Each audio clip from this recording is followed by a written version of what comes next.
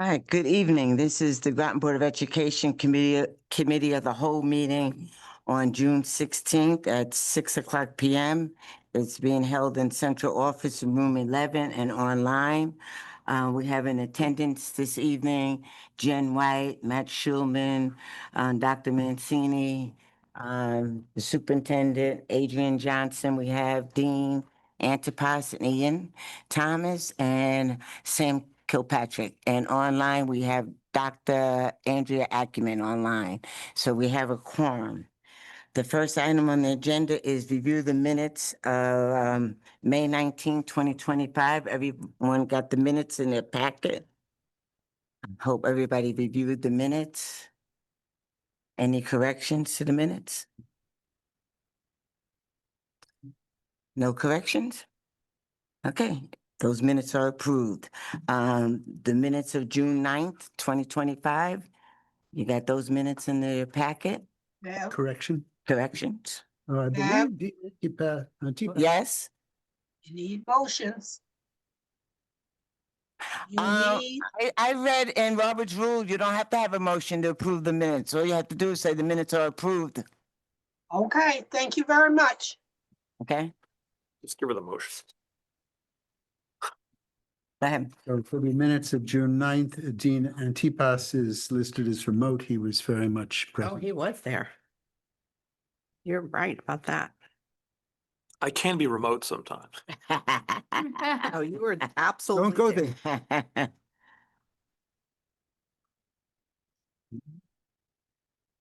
So we have the minutes of June 9th with the correction that Dean Antipas was in person, not remote. Any other corrections? Okay, those minutes are approved. Next on the agenda tonight, we are fortunate to have Dr. Mancini, who's been working hard with a team of teachers and, I don't know, any principals? Yeah, because Jamie was there, doing the strategic profile. And you and I. I was there. You were there. And Susan. So, and she's gonna give us an update. Okay. Review the draft of the strategic plan. Thank you. Can I just start and commend Anne Marie Mancini, because this was something that was definitely on our bucket list when she arrived. I had said that we had a plan that had really been exhausted. And it was a plan, the old plan was based on a state plan. And fortunately for us, this new state plan came into effect. So we were able to use the state plan because it's always important that our plan connects with the state plan and our plan then sets the stage for the plans at the schools, the school improvement plan. So I really appreciate her hard work and the hard work of the committee, and having Beverly sit in with us too was terrific. So thank you. Okay, and I did see Mike Whitney has joined us. Oh, good. Okay. Go ahead, Dr. Okay. Mancini. All right, thank you. I'd like to,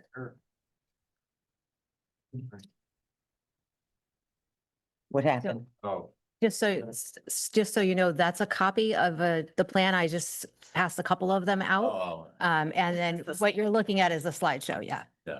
Correct.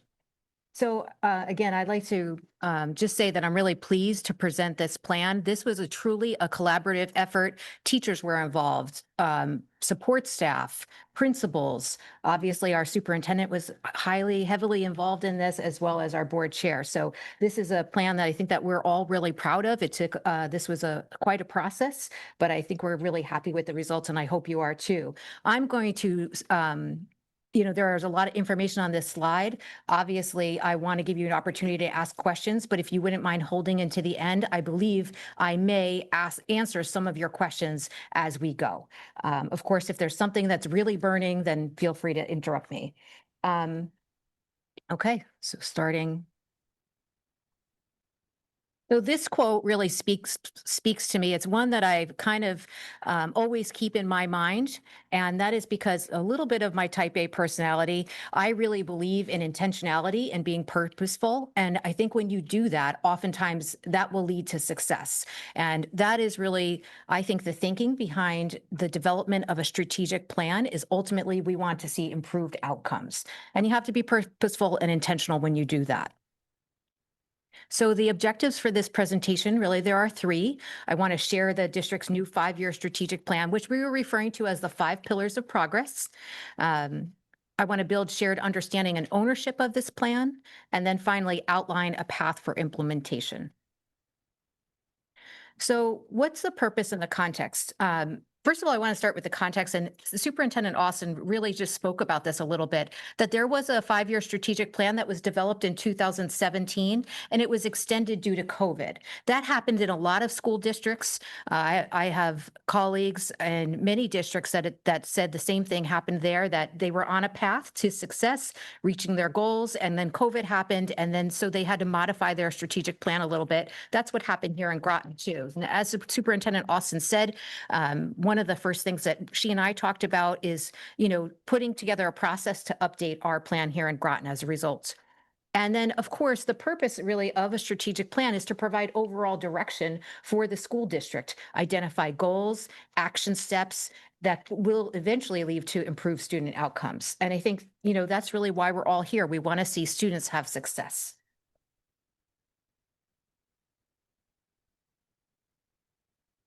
Oops. Got it. So one of the first things that I did, and Superintendent Austin attended with me, is we participated in a webinar by the School Superintendents Association on strategic planning. And this was some information that really stood out to me, that research conducted by Marzano and Waters indicates that the highest performing school districts demonstrate 8 hallmarks, with the number one hallmark being a shared vision and goals. So again, just kind of emphasizing the importance of having a plan that will guide your work. This slide here outlines our timeline of our work. We began work in October 2024. That's when I asked for volunteers to participate in the strategic task force. We brought together members of the district's curriculum committee, the data committee, and then opened it up to anyone that wanted to be a part of it. From there, Superintendent Austin and I attended this or participated in this webinar called Rethinking Strategic Planning. I certainly have participated in strategic planning in my 2 previous districts, but I wanted to not replicate what we were doing other places. I wanted to kind of look at new ways to look at this plan or developing the plan. In November, the committee got together, and STF means Strategic Task Force, and they conducted a SWOT analysis. I'll talk a little bit more about that on the next slide, but essentially a SWOT analysis is when we look at strengths, weaknesses, opportunities, and threats. And so that was a really engaging activity. In December, the committee got together and we created a survey that went out to stakeholders. That survey was open for about a month. We had nearly 600 respondents. So I was really pleased with the amount of people that wanted to engage in the survey. In January, between January and February, January and March, the committee got together and reviewed sample plans of other districts from really the kind of the tri-state area, and then started to draft goals and priorities. And then the other things that happened, excuse me, I have to move my thing here, is that Superintendent and Austin and I began to meet with focus groups. And those are kind of smaller groups that we had just conversations with teachers, students, our administrator team, and they provided us with more insight than I think a typical survey would give us. And then finally, we also participated in a second webinar offered by the Superintendents Association called the Strategic Plan Toolkit. And that gave us information on how to create our, what I refer to here as KPIs, or key performance indicators. Obviously, it's great to have a plan, but if you're not monitoring the success of that plan, then, it's nice, but what good is it? You're not holding yourself accountable. And I think that's an important component of this. So here is our data, our 3 main methods of data collection. And I want to really point out here that we use multiple sources to strengthen the validity and reliability of the data that we collected. So as I mentioned just in the last slide, we conducted a SWOT analysis with the members of the Strategic Planning Task Force. We sent out a survey that was We had nearly 600 respondents, and then we also met with focus groups of teachers, administrators, and students. So I wanted to kind of share with you some of the data that came out of our different sources, or that we were able to collect from our different sources. The SWOT analysis I summarized here. Our committee identified the following things as strengths, and on the right-hand side of the slide there, you can see some of the weaknesses.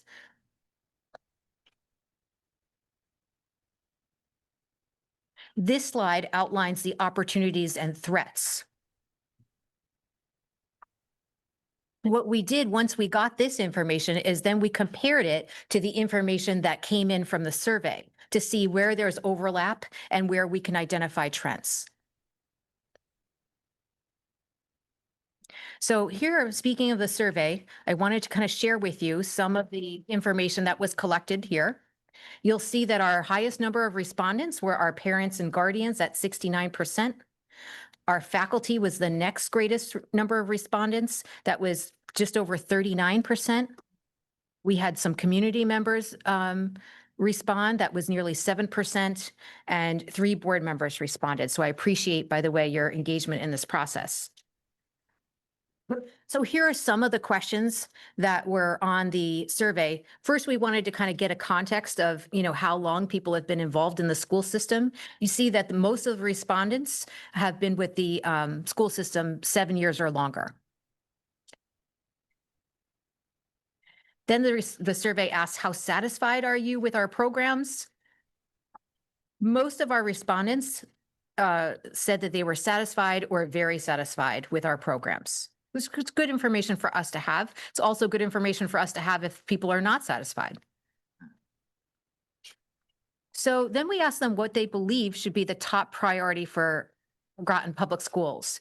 And when I put this on the slide, I made sure to put it in order of the priorities that people identified. So high quality instruction, I was really pleased to see that, because that's, a major focus for me. I want to make sure that our students are getting high quality instruction every day in our classrooms. That was nearly 55%. No surprise that people are also very interested in having a safe and supportive environment. That's over 50%. Mental health and wellness is, I would say, something that people are talking a lot about now, especially after the pandemic. That was 46%. You see literacy and numeracy skills. That was a little lower than I anticipated, but maybe they were thinking about high quality instruction and kind of combining or thinking of the two things together. Family engagement, just over 30%. College and career readiness is up there around 30%. Support for special populations, 27%.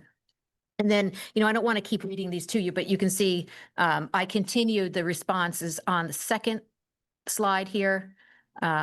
And you'll see, there's a variety of things related to resources, technology, cultural responsiveness.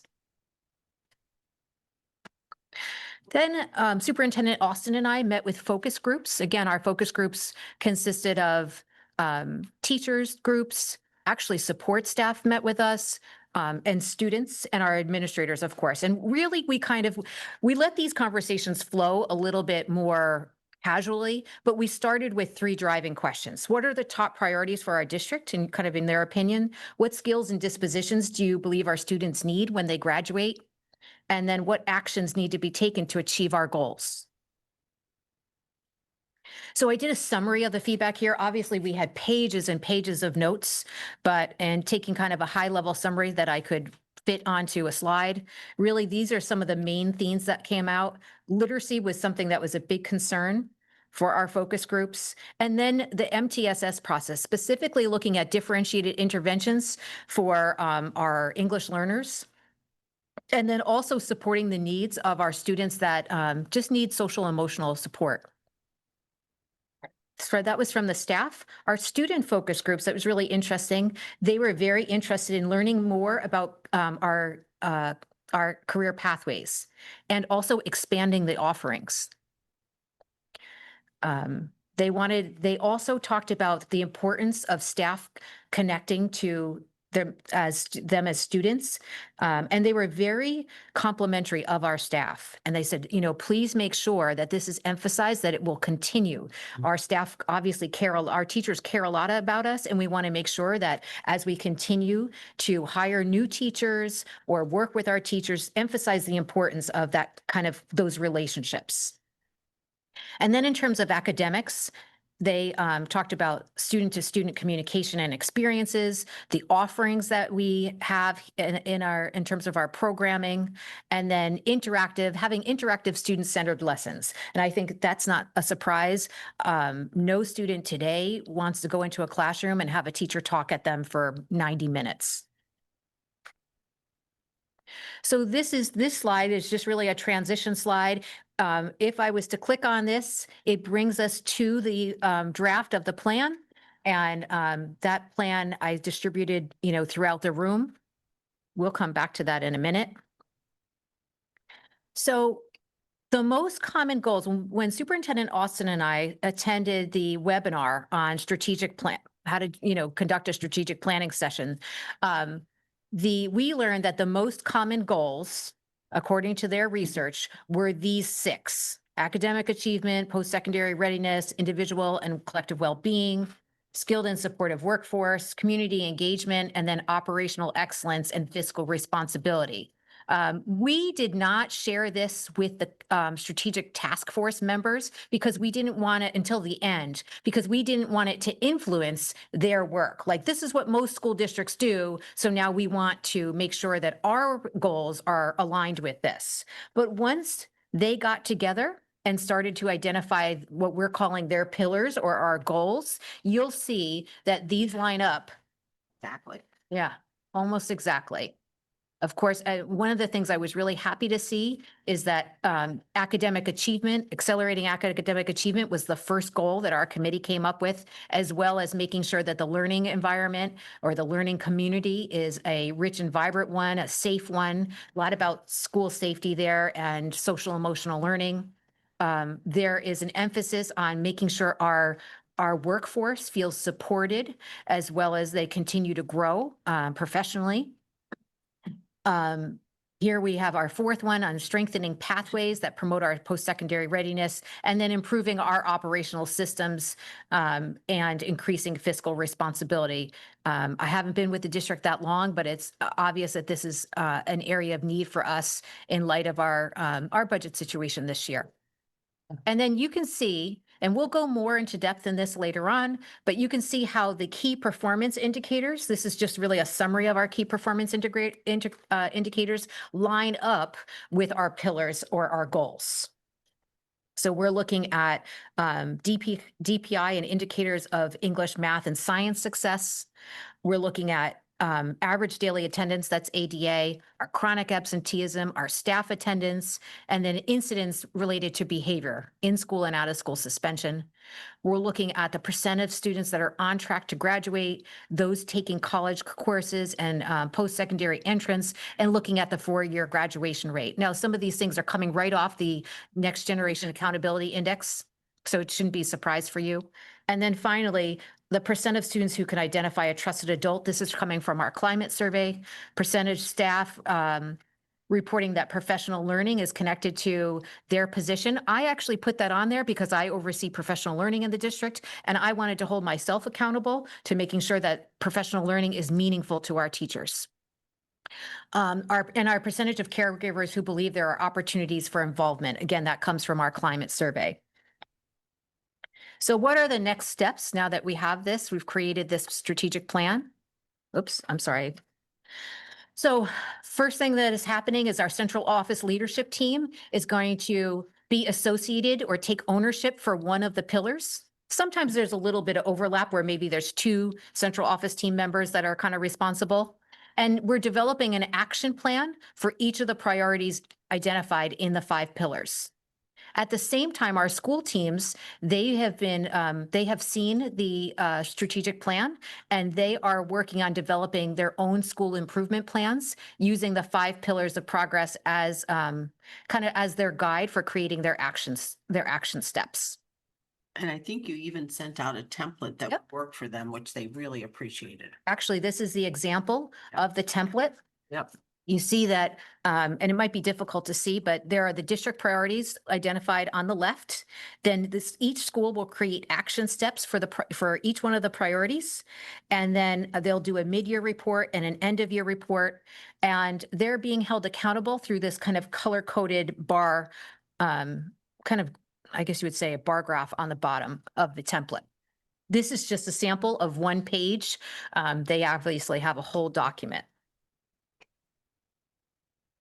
All right, with that said, I want to give everyone an opportunity to ask questions or provide me with feedback. Questions? School improvement plan, do they do that every year or? Yes. So each year, every school will create a school improvement plan that will help us reach our goals as a district. That usually happens once they've received the data. They've looked at it with their teams. And they're able to kind of earmark areas that need accelerated learning, specifically in their building. So right now, our principals, some of them have started to draft ideas because they're looking at their goals and thinking back about, reflecting on this year. And we have asked them to have their draft finalized for when we come back to our administrative retreat. I believe that's the 18th of August. And did they review the plan with the staff at a staff Yes. meeting? Yes, Okay. we want everybody in each school to be aware of the plan, because if this is a plan that we're just creating here at central office, or even the principal has, and nobody else knows about the plan, then how are they contributing? They can't contribute because they're not aware of what the goals or even our action steps are. It's really important. We want everybody to feel invested and to feel like they're a part of contributing to the success of the district. Matthew and then Jen. When you showed the context, Matthew, pull the mic up. I'm sorry. Speaking, I hope that's better. I was kind of interested, at the time that COVID came, that was a curveball nobody could have predicted. Sure. At the time COVID came, which elements of the 2017 plan were moving ahead better than expected, as expected, sputtering a little bit? Did that give us any color, any insight as to how the new plan would be? Because I kind of want to know what worked and what didn't work. Most important, what didn't work. Well, I would say the 2 years that we didn't receive data. There was the year in 2020 when we went out and there was no date because the kids take the test. Then the following year, the state had decided again to forego those results because they weren't certain they were valid. So I would say that was really a pinnacle point, that we were absent of data.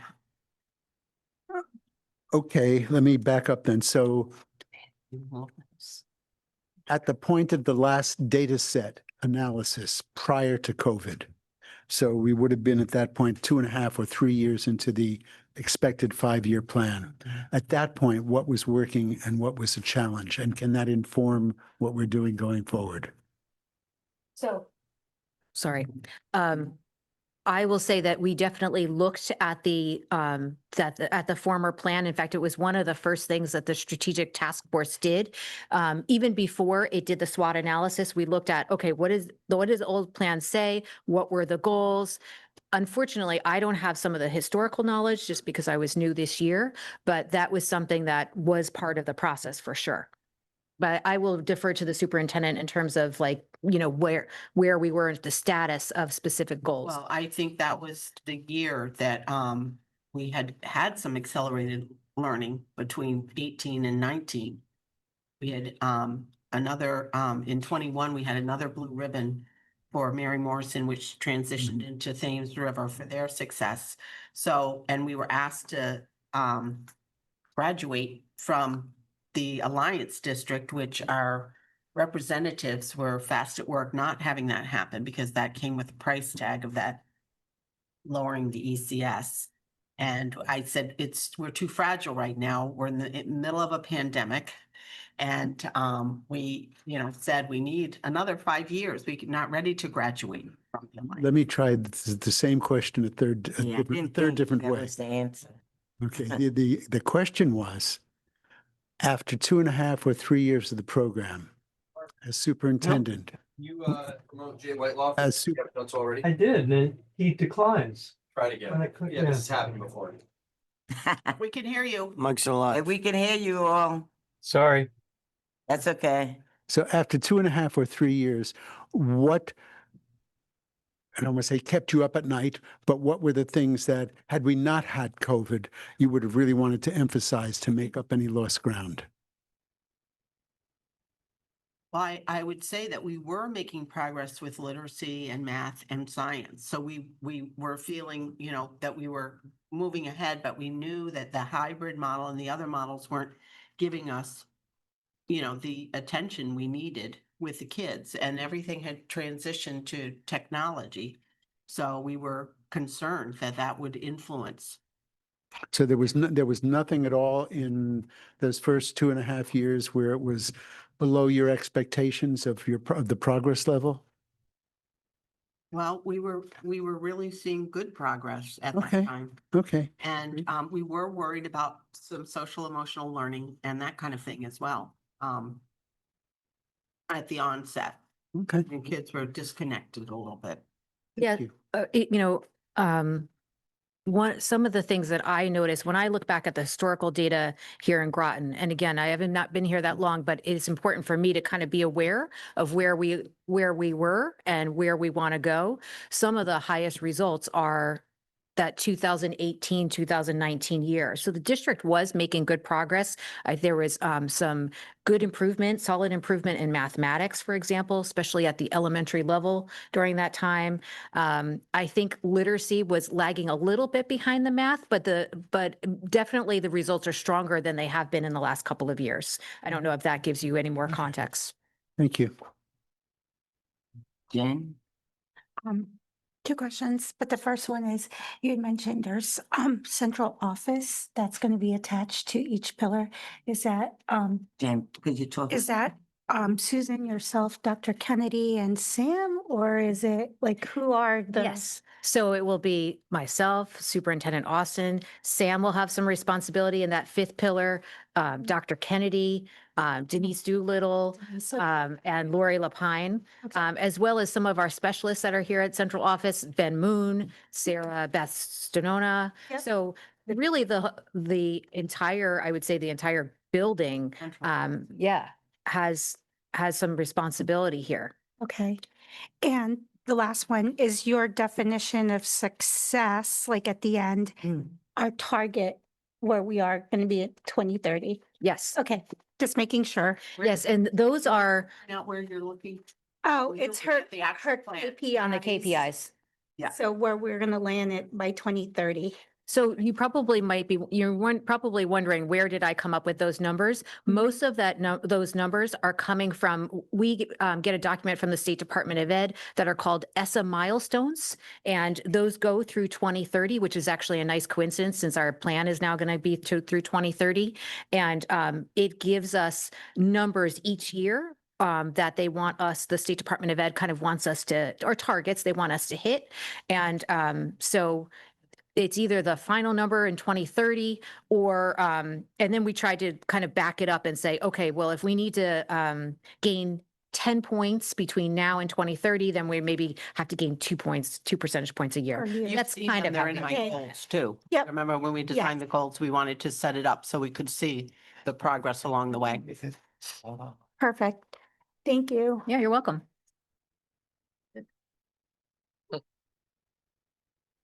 Is that one online?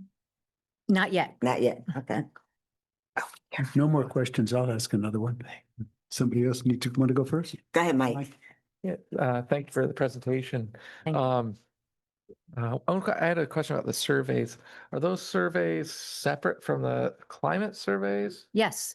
So this was very specific to the strategic plan and the development of the strategic plan. And so we sent it out, I believe we released it sometime either late November, early December, and it was open for just over a month. And again, we had, I think you missed it because you were coming in, but we had nearly 600 respondents. Oh, no, I've. Oh, you did. No, Mike I've was I've here. been on the Okay. whole time, but just electronically. So, and then what age groups for students were surveyed? We asked, I believe, middle and high school students to respond.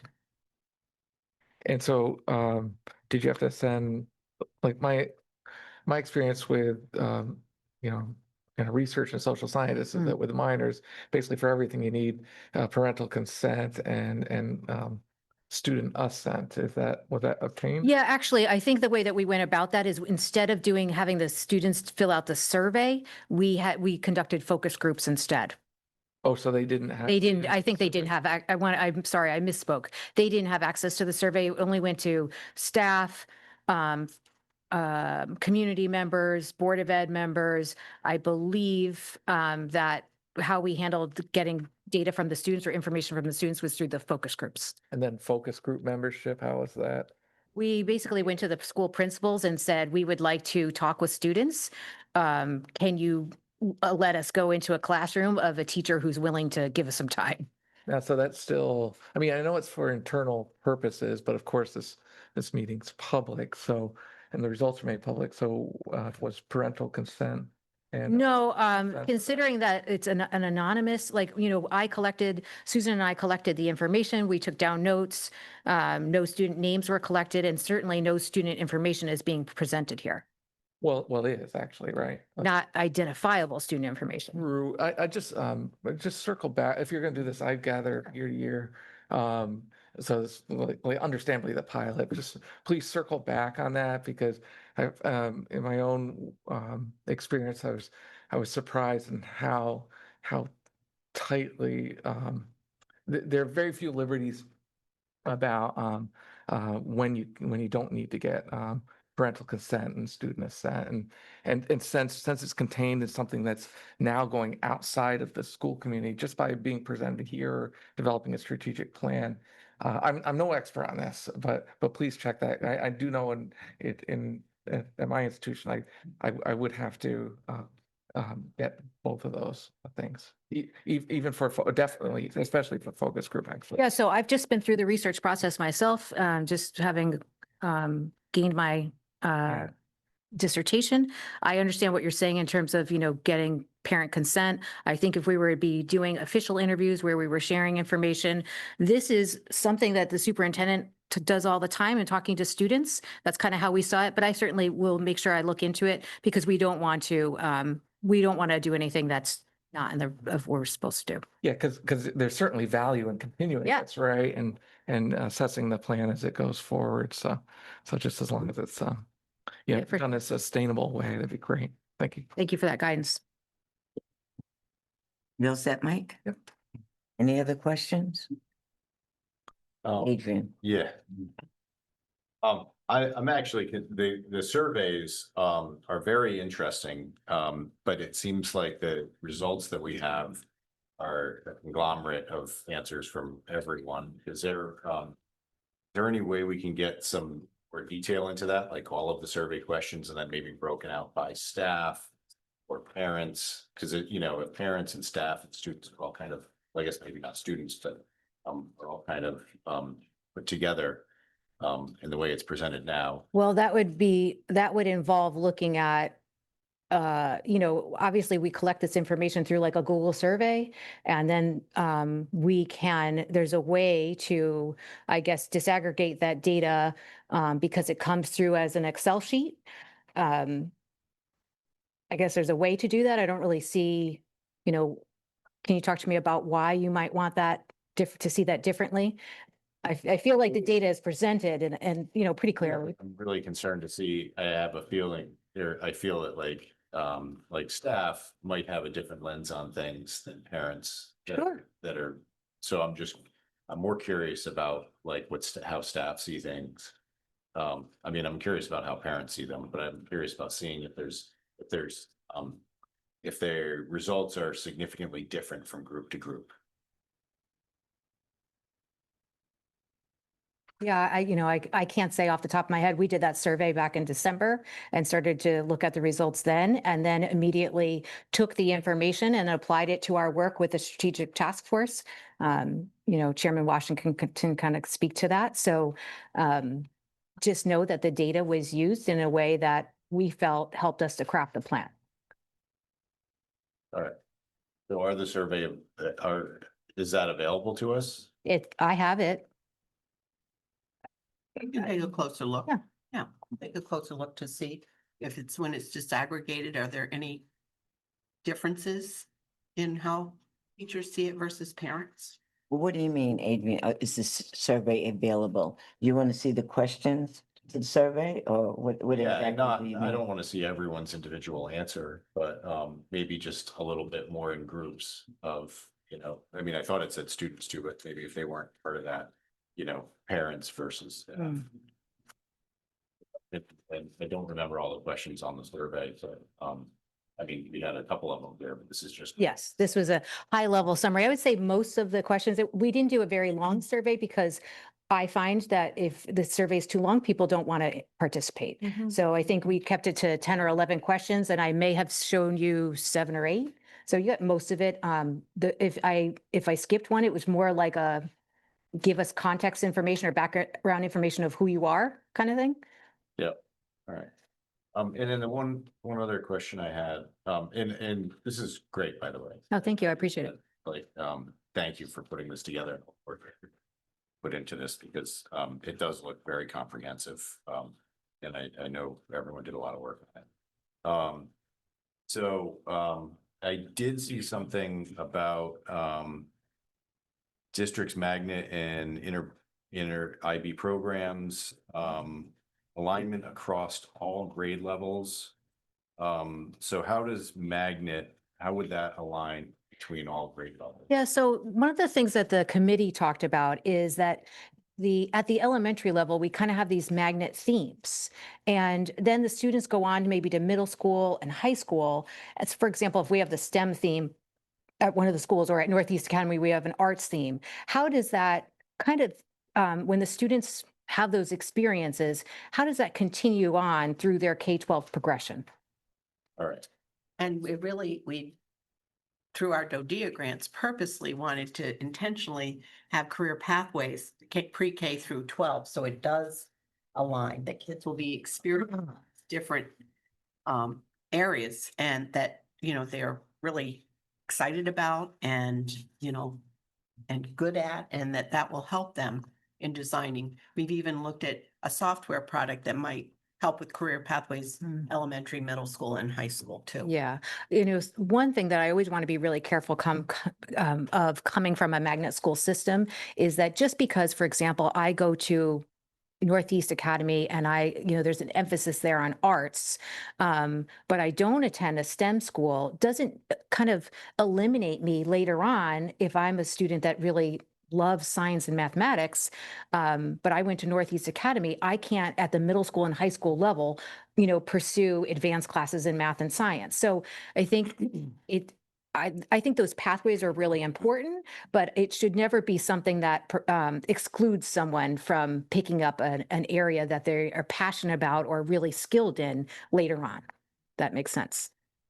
And then how about IB? Because now that really starts in 6th grade now, right? So is there alignment plan to start that in the elementaries as well? Well, in the last ODEA grant, from what I understand, and this kind of this predates my time here, but in the last ODEA grant, there was information about exploring an IB elementary school, looking into it. So that's something that I think that we will begin to do, but there's a lot of work that would be associated with that. Looking into that. Yeah. Making sure staff is on board, making sure the administrator, like what schools are interested, are the staff on board? There's becoming accredited in IB is a lot of work. And so you want to make sure people are invested in that process. All right, thank you. Mr. Thomas? Thank you. Yeah, definitely. Thank you for all the work putting this all together. Well, it was a group effort. So I'll say thank you for the group, not just for Yeah. myself. It's a collective thank you. I definitely would second Adrian's interest in looking at the data through different lenses. Disaggregate and then like reaggregate through different lenses to kind of see like what other trends may pop up. Also, I noticed, I mean, was it all, so the students were all focus groups. I believe so. Moving forward, I think there could be some value in pursuing what Mike suggested as far as like having consent forms Mhm. and having the surveys be done individually. What do you mean individual? Oh, you mean just like I'm a student and I sit down and take a survey? Is Right. that what you mean? Yeah. Yeah, because I think you might get a different set of insights. Focus groups can also create a corral around a certain conversation as opposed to like, Sure. someone responding, on their own. Yes, absolutely. Although I will have to credit our students. They were really, they were great participants. They were very honest with us. They told us good, bad, and ugly, and that's what we wanted. Yeah, definitely. And that's good to know. And I just question, I'm glad that you noted, as far as like looking at, getting us information regarding the IB program. And if there is interest in the community to try to broaden it out and deepen it and make it more established, if that's Sure. the direction that the community wants to go in, um, or vice versa. Mhm. So I think that would be a worthwhile area of exploration. And I'm also curious to know, as far as like the overall magnet school model, was that a question that was involved in the survey? I don't recall there being a specific question around the magnet school model, but I'd have to go back. I think if it was, I probably would have reported that data, but off the top of my head, I can't be sure. So I can go back and look. Because as you identified, like, some students that go to certain magnet schools Yeah. will have a faster track to get to the more advanced classes than someone who maybe develops an interest something in a certain pathway later on. And, and to that end also, like, that would tie into just getting a sense of what our transplant data is in general, as far as like how much, who's going to what schools from where. We do have Lauren working on a project Yeah. to disaggregate that data for you. But I think it's important to note that no student is excluded once they get to that. So they're coming from our elementary school, elementary schools. I know that those are theme-based schools, but no student, once they get to the middle school level, is told, well, you can't enroll in this class because you went to this elementary school. Right. No, but they could enroll in a class at a higher level sooner if they did. I understood your comment Possibly. earlier. Possibly. I Correctly. would say though, there's assured experiences. I always say that in Groton, we're a very streamy school. So we have it all. I mean, we have the STEM component, we have the arts, we have the reading, and math and science. So there's all these assured experiences, whether they're field trip or they're partnerships with Project O, I know are going to be an influence on each of our schools. So we do have assured experience no matter what the themes are. Sure. So All right. our kids are getting, a little bit of all of that. But hypothetically speaking, I guess, Anne, is, if I'm going to Thames River and I'm having all these experiences with Project O, maybe I am, a little bit more advanced in science, or I have a little bit more knowledge than somebody that went to another school. But, ideally, we want to make sure that our honors classes or our advanced classes are open to all students. Right. Of course. And Open to our that's policy. the point of my question Yeah. is to get a sense of like how the community is adapting to, because the magnet program that is still relatively new to the town. Sure. And that's something that I think we do as a board. I think we would be well served to, just take a pulse on, from time to time and have that as part of our surveys. Yeah, you know, I think to that's, see I how- think that would be very interesting. Maybe a separate survey than the strategic plan, if it's really focused on the effectiveness of our magnet programs. All right, because with the magnet program comes a lot of other intrinsic costs. Absolutely. Namely transportation. And a lot of logistical time Sure. spent figuring out how to get the buses where all the places. So, Anything else? with the Otherwise- Strategic plan? yeah, no, I think we're off to a good start here. I like it. And, I just like, I like to see in particulars. So I'm glad to see like there's going to be direct action steps Mhm. and school action plans. Is that a thing that we'll sort of have a chance to review as they're presented to the administration and just I think You know, not so much the just- data, I think that's one of the things that we do present to you Yeah. is the findings in the data. And so that plan will be, you know, you'll be able to, And we can ask Explain. the principals, if I remember correctly, when the principals came in to present their student achievement data, Mhm. some of them incorporated parts of their school improvement plan. For example, at Right. Thames River, they always have a school improvement plan. This is not going to be new for them. And so Principal Giordano came in and talked about how their results drove their school improvement plan. So Mhm. we can kind of talk, we can incorporate that as a part of the presentation. presentation. I think that'd be great because, you know, at least in my experience, I've been asked by, you know, a number of community members and, you know, just like, oh, well, you know, if we're struggling with this, then what's being done to address that? And Absolutely. I would love as a representative who's serving as a liaison between the school district and the community, to have more specific actions and things, programs that are being started in response to certain data points that are coming in. Yeah, I agree. And I think that, you know, we'll see a little bit more of that. I am a firm believer in making sure that, you know, there is an alignment between a district plan, school plans, and, you know, Mhm. and how that, what the outcomes are. And so I think that the school plans are something that I'm going to be looking at very closely, providing feedback and guidance to our principals. And I hope that we'll see that it's a valuable exercise for them. Great. Thank you very much. Do you have anything? Yeah. Just curious. Um, the concept of stakeholder, we've heard that a lot over the last few years. It seems like a really neat idea rather than identify specific members of an organization. We'll say stakeholders, and a lot of times that could be abused. But it seems like a really great idea. So in that vein, I'm looking at survey results, you know, who's responding. We've got parents, guardians, faculty members, Board of Ed members, and then community member, which I presume is not on the board, not a faculty, not a parent or guardian, and I guess not members of, I think we sent Administration it out to the town council. We sent it out to, PM. yes, and some of Yeah. the local business members. So anyone who gets board notes or the weekly notes that Superintendent Austin okay. sends out, they would fall under kind of that group. I would be, yeah, the reason why I'm curious, because obviously parents and guardians, they know why they would be interested, or they should know why they're interested. Faculty members, likewise, they work here, and the board too. Although if we all responded, that would be 1.5%, still kind of minuscule, but nevertheless, in the grand scheme of things. So when I see community member, I'm thinking that could be a group of people who just are squeaky wheels, but are not necessarily indicative of what the community thinks. In fact, the Sure. community may not, on the whole, may not be thinking anything. I mean, Yeah. I guess my argument would be, why would they respond then? right, because they've got something they want to say. Right. Right. Yeah, it's kind of a tricky thing. I mean, it's not a lot of respondents, No. but there is that squeaky wheel phenomenon.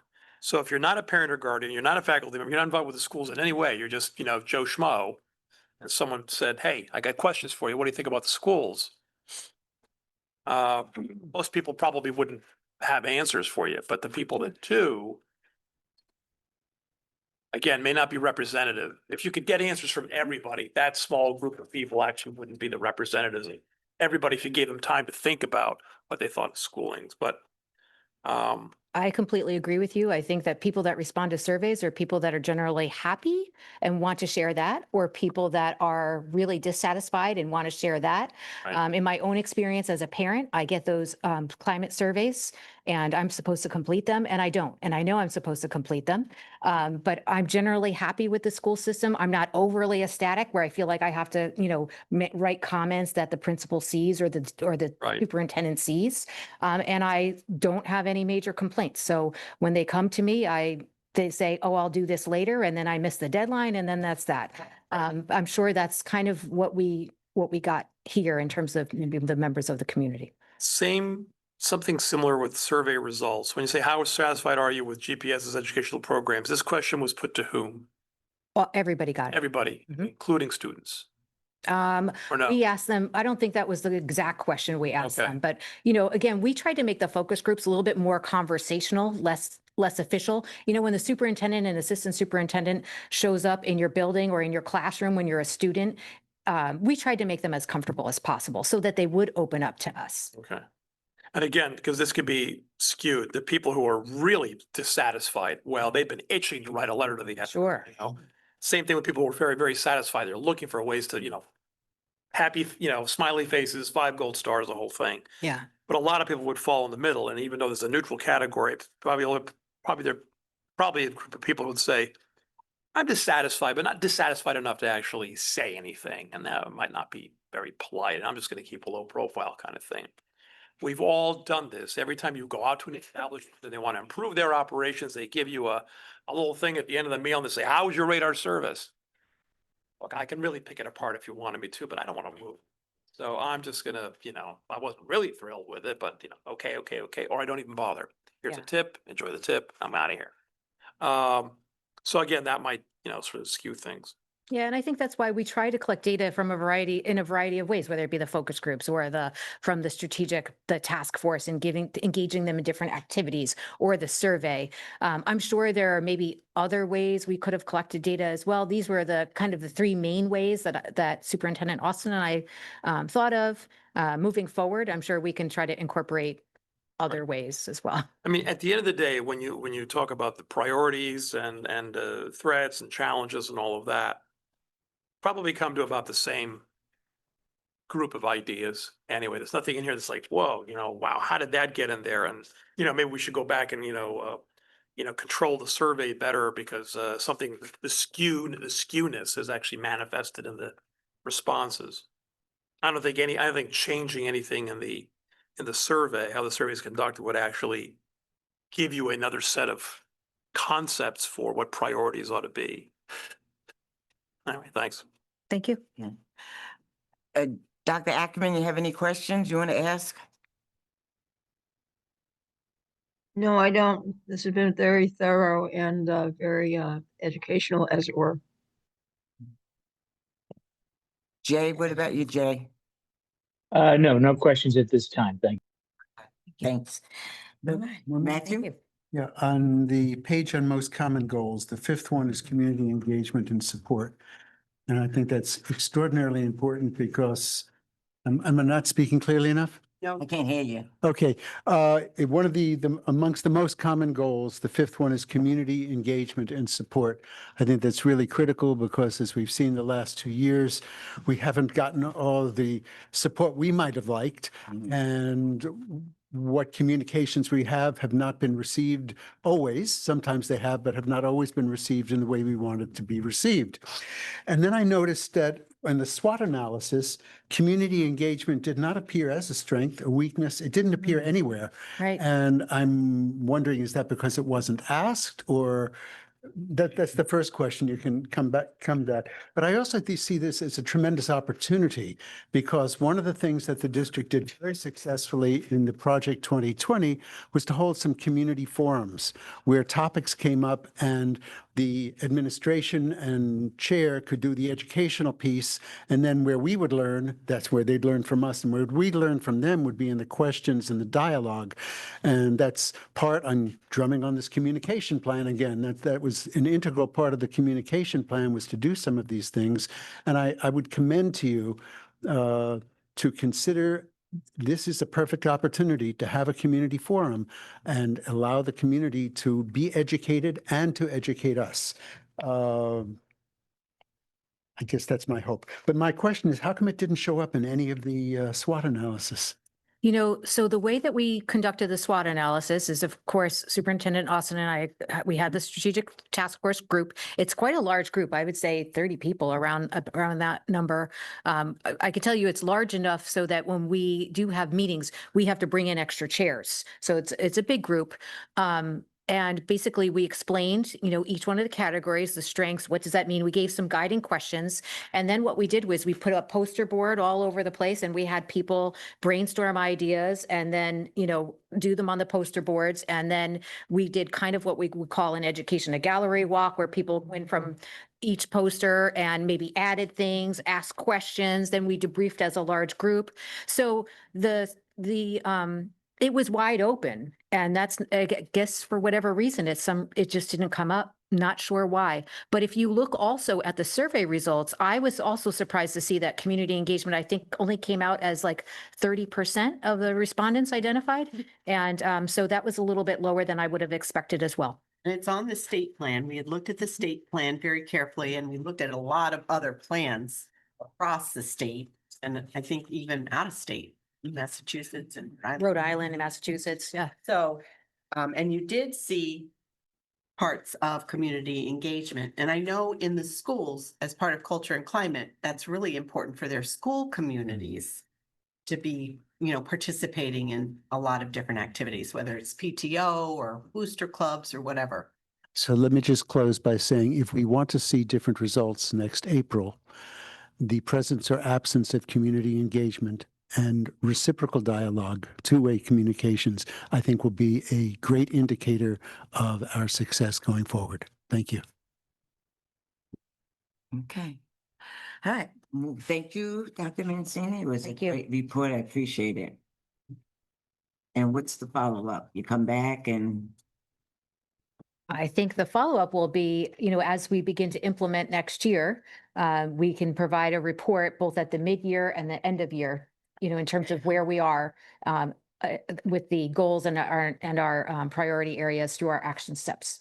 And we'll see in the fall, the school plans unfolding too, based on the data. And Chair, I would like to also thank you for your active involvement during the process. It was really great to have you be a part of it and really interacting with the task force. They really enjoyed having you being part of that process. I had a good time too. I was glad to be there. Jen, Do we need to vote on this? I can't hear. Do we need to vote on this? Like, We can't vote on the Cal. no, not now, like at our regular board meeting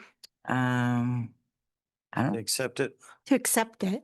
okay. So we a could. question regarding acceptance. make of it this? official. Yeah, to make My- it. Question regarding acceptance of this is, for example, is this a completed, finished product? Would you consider any utility and including something to do with community engagement as an articulated goal?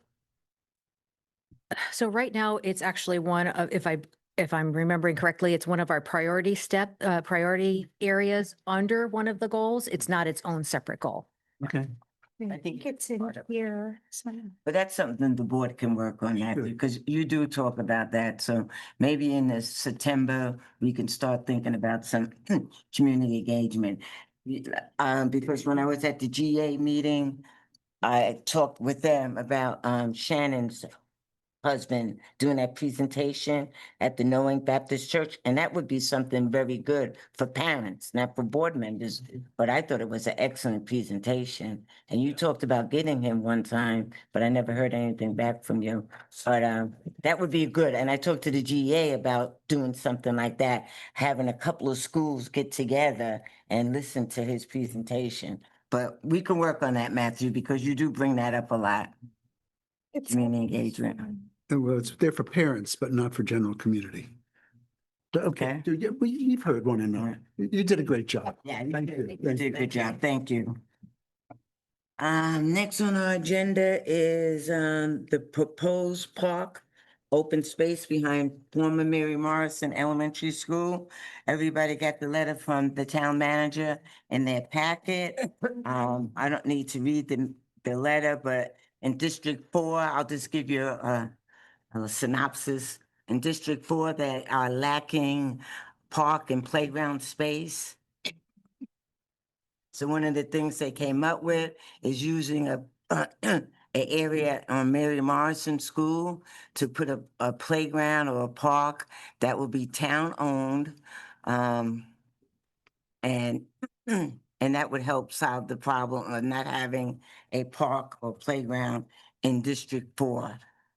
I talked to Sam and Susan about it, and they didn't have any problems with this. It's located But- kind of on the outskirts of the Clint, property. can you show it on show the map, and we could talk about it? And Sam, you were thinking this was a really good idea. All right, Sam, do you want to talk about it first, and then I'll take questions from the board? Yeah, when the town talked to me about it, I thought it was an excellent idea because it is quite a distance from the school. And even if we have some early childhood programs in that building, there's still a playground closer to the building for early childhood, for younger kids. And the other playground that is near, on the opposite side of the building, which is for older kids, maybe for up to fifth graders.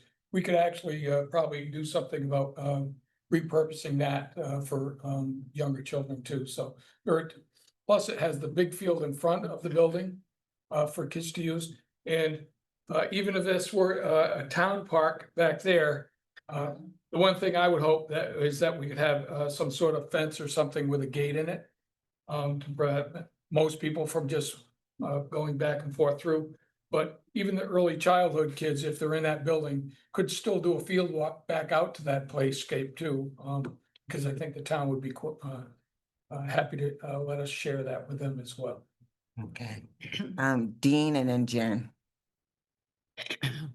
A lot of years ago, I can't remember how many years ago, Hank Steinford, some of you may have remembered I know. Hank Steinford, said, take a look at a map of Groton and tell me where the open spaces are. Do you see where there aren't a lot of open spaces? And he was referring to what we now call District 4. I think I might have been on the council at the time. I don't remember. I wasn't sure what the answer would have been. This is not going to solve the problem, but that area of town does need more play spaces, more park spaces. So I'm perfectly and completely in favor of this. It's that sort of, and once he pointed that out, I thought, gosh, yeah, Right, yeah. yeah. I mean, ideally, a kid ought to be able to walk to a park to kick a ball around or throw a ball through a hoop. It's a big town. That's a tall order, but you can't say no to this. Yeah, and that's the argument with the District 4 people, that they don't have a play area. Yeah. And every other district has a play area. They have a park, but Yeah. District 4 does not. Jen, Two questions. and talk a Oh, little. yeah, two questions. So if we put the park there, right, the access is pretty much in military housing, or what I always consider military housing, right? Why wouldn't they put it on toll gates so that it's more open and accessible to the community without having people drive through military housing? So that's first. And then second, not town owned, but there's a military community center very close to that spot. And then on Sailfish, closer to Charles Barnum, there's another play center there. Those are the two that I'm aware of In military housing. in military housing. Right. So not town owned, Good idea. but there are play parks there. Yep. My most concern, if we're thinking about the community, this is targeting our military families, but we can, the other side of Tollgate, and I don't know if there's something why we can't do it there, like in front of Mary Morrison. It's just an idea, something to consider. Sam, do you have any idea why they didn't put it in front? This is what the town's proposing. So I didn't ask John that question. You can ask John. I can ask John that question. About Tollgate as being more accessible to the larger community. You don't have I to cut think down that's a trees. good idea. Well, I'd be concerned about topography. Yeah. Yeah, that's what I was Right, thinking yeah. too. Yeah. Yeah. But I always Might be- thought it was sort of Well, flat there. and Dean's Mm. Park as well. It can get swampy. Oh, it You're is. not gonna get a lot of walkers to the park down Tollgate as opposed to the through the neighborhood. So Oh, that's true. Right. Right. Cause I think it was Portia that was saying that when she lived in military housing, she can walk from where she lived into that area to get to Mary Morrison School, because her kids used to go there. So that was a good area for a playground, because it was There's a path- walker, yeah. there's a path through there. Right. And actually, I could drive all the way down past the field all the way to the very end of that. Right. You could- And if we want kids to maybe go to the playground on their own, I mean, not little kids, Right. then, going down Tollgate, it's not as safe as going through in that area, the back way. So it could be a safety thing too. Mike? Yeah, so I have many questions. first, let's just make a statement. So I do appreciate that District 4 needs more open space. I don't think we should proceed with excessive urgency here because what we'd be doing is ceding some school board land to the town, and unlikely to get it back, it would constrain further uses. And so I'd like to take a considered, measured approach before we would even say, okay, within the Board of Education and the school system, before we'd even say, okay, town, now take a look at it. Because there are a few things I don't want to see happen. Is one thing is to use to maybe over the summer, say, have it where, okay, we're considering this might be considered for a possible future public park. And then the Pleasant Valley, which is town property, which is town owned at this moment. There's still people, of course, urging for that to have public open space there as a park. What I don't want to see happen is that, there's two possibilities and then neither of them come true. Right. And so I think I personally, I would like to see the Pleasant Valley part that's entirely out of our hands, go through its natural life and get to a conclusion, and ours in Mary Morrison to proceed on its own timeline with the board and the school system considering it first, and then working with the town if we see fit. So that's my statement, but my questions are, what was the field used for while Mary Morrison was a school? Was it a soccer field or Which field out back? the proposed spot? The Parks and Rec used it for a soccer field and the school used it at times too, yes. And do we have like with the school, a certain requirement for like field, like a typical elementary school that size? Was there a typical, like, I've got to have this much open space or field space? I think there is, isn't there? I don't know what the exact requirement was, but that's a pretty large piece of property right there. Yeah. And so then this is sort of a statement, and then you can back this up. That front area, the grassy area by the parking lot, it's got that playscape in it. I've actually spent years ago quite a bit of time there. It's it's a lot of fun with my kids, but it's soggy. And you had to like add wood chips and wood chips and wood chips because you can see off to the left there's a marsh there. And so that whole grassy area is very poorly drained. And it's sort of like a Northeast Academy problem to it where French drains had to be added. But this is actually worse in my feel. Yeah, right there in that lower, kind of that middle left side of that. Great playscape, but like nasty wet. Not just after a rain, but a couple weeks after rain or seasonally. I think it must still be that way.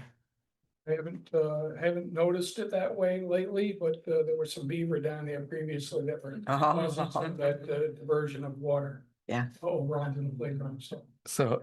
So anyway, so before we say, okay, well, we've got this front area, let's make sure it's actually useful for the kids because that's mold problems and or just laundry problems. But I mean, it'd just be natural for preschoolers to be waiting around, despite maybe they would like having a bog or a Yeah. mud wallow. The wet area is kind of localized over to that one area. Yeah. Yeah, right where the playscape is. Yeah. The field itself is pretty dry.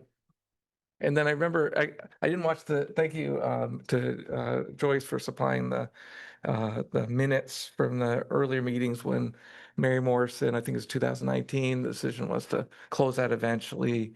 And then I think it's 2020 in November, that's where the decision to keep Mary Morrison in the school for various reasons. I didn't get to watch the meeting, but I saw the minutes. One thing in the minutes, they're talking about that whole parking lot needed to be redone. Was that just because it's old and nasty, or is it because I think there's flooding with that too? It's any flooding part of it itself. Okay. It's an old apartment. It is an older parking lot. Yeah. So, Okay, but just remember, Mike, we're talking about not the parking lot. We're talking about the play area, okay? oh, I know, but I Okay. think we 'Cause might. I don't want to get in a big discussion that the parking lot needs repaving. Well, I think what I'm concerned is we're overestimating the useful area of the existing property and then giving up a part that is the highland in this. And with climate change, it's still a thing, very much so. Science supports that. One of the things is extreme rains, and we know this. Like it's not just it's not just rain once in a while. It's like heavy rainstorms. We've experienced it like a week ago, 2 weeks ago as well, even worse. That's where like flooding gets excessive, and having those highland areas for kids to play is really important. And I think that's what on this property that park is, and so what we're looking at is just a flat map, but what we're not seeing, it's already been brought up, is like elevation and what that's done. So I'm not like wholly against giving working with the town on this. I think we should do our due diligence as a school system first beyond this meeting. I think we should get stakeholder input and doing something like this when the school year isn't going along. I know it's not. This is just the timing of it, but it could feel to some as we're kind of doing it when people aren't looking as much. And I don't want to have that appearance. Yeah. Jay? Yes, so I have some concerns that if this were to be used for swing spaces, which we had contemplated some years ago. Obviously, this building and its infrastructure is going to need extensive renovation before it could actually be returned to a school, in my estimation. But I would rather just see the board direct the superintendent to work with her staff and consult with the chair about an MOU for the use of this property to ensure that if it does become an active school again, that the school will have priority use on that land during school hours and any direct after school activity. And I think that can all be worked out. I would not support just ceding all that over to the town, but find a way to use it as we do with the other schools. Parks and Rec use all of our facilities when school is not in session. And so that is just a normal way of doing things, but this is complicated by the fact that it's not currently a school. So that's all. Ian? Thank you. I want to appreciate Mike's and Jay's comments. I find myself aligned with those concerns. I like the idea that if we're going to proceed with this at all, we need to do it in a very formal fashion with an MOU. But as part of that, I think we are obligated to do the due diligence, to do a topographical analysis, to take a look at the historical meetings of how we got, why did the previous boards or the previous board choose to retain the school in like a semi-useful status, and as if it was ready, it could be reactivated theoretically as a school. Given its district location, obviously that would be, we're one Columbia-class submarine away from needing another elementary school. And a lot of new housing coming our way. Right. And, to that end, so I don't think anything should be done overnight, period. We have to move cautiously and with intention, right? As Dr. Mancini referred to earlier, purpose and intention. So, and having been up there a good bit myself, there is a lot of wetlands. There are a lot of wetlands in that area. So like topographical analysis is important. If the school is going to be reactivated at some point in the future, major renovations are required, probably have to, there's a lot of things to have to look at. And just looking at the parcels roughly, I mean, you could see how a building could be a new building could be built in up there and the other one dropped and things could be reversed around Oh, too. like, the Mystic River at Cutler. And Thames River, yeah. Yeah. We've Yeah. also talked about Charles Exactly. Barnum is in the same situation. Right. You could Yeah. build a new school. So there's a lot of moving pieces here. Yeah. And on top of that, like, Pleasant Valley, as Mike identified, is far from being a done deal. And the town does have a bit of a history with closing out. So I would not want to move too fast, too far in one direction, and then have a deal go sideways and not come to fruition. And furthermore, a lot of the people in the Pleasant Valley area wanted a park in that area, that lot, that parcel. Because if you think about Route 12, and Jen, you kind of touched on this before, you're talking about the military housing. This, if it all came to fruition and this deal came and that became a park, that would work great for that neighborhood.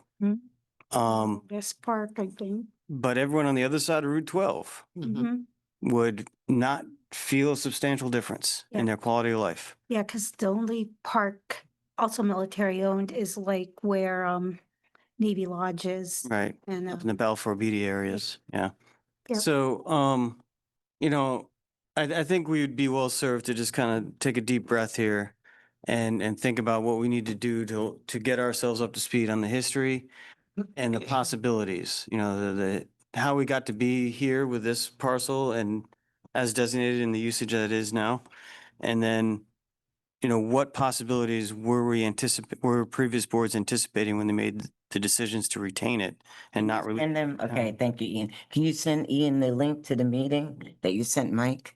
Yeah, did we not send it out to the whole board? No, it's not to the whole board. I got, Okay, so did Yeah. you see it? Yep. no, I haven't. Okay, so We just got that this morning. Yeah.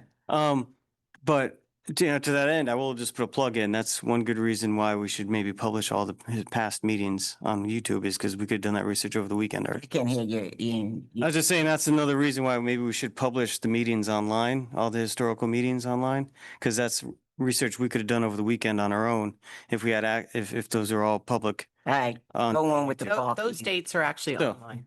They just aren't they aren't They're past. not on the YouTube channel. 2016. Yeah. We'll get Mark right. Anyway, All right, so Adrian, you have anything to say? that's my point. Yes. So I look forward to working further on this. Okay, Adrian. My primary concerns, one, there's a security aspect, and I know that we have students using the buildings now.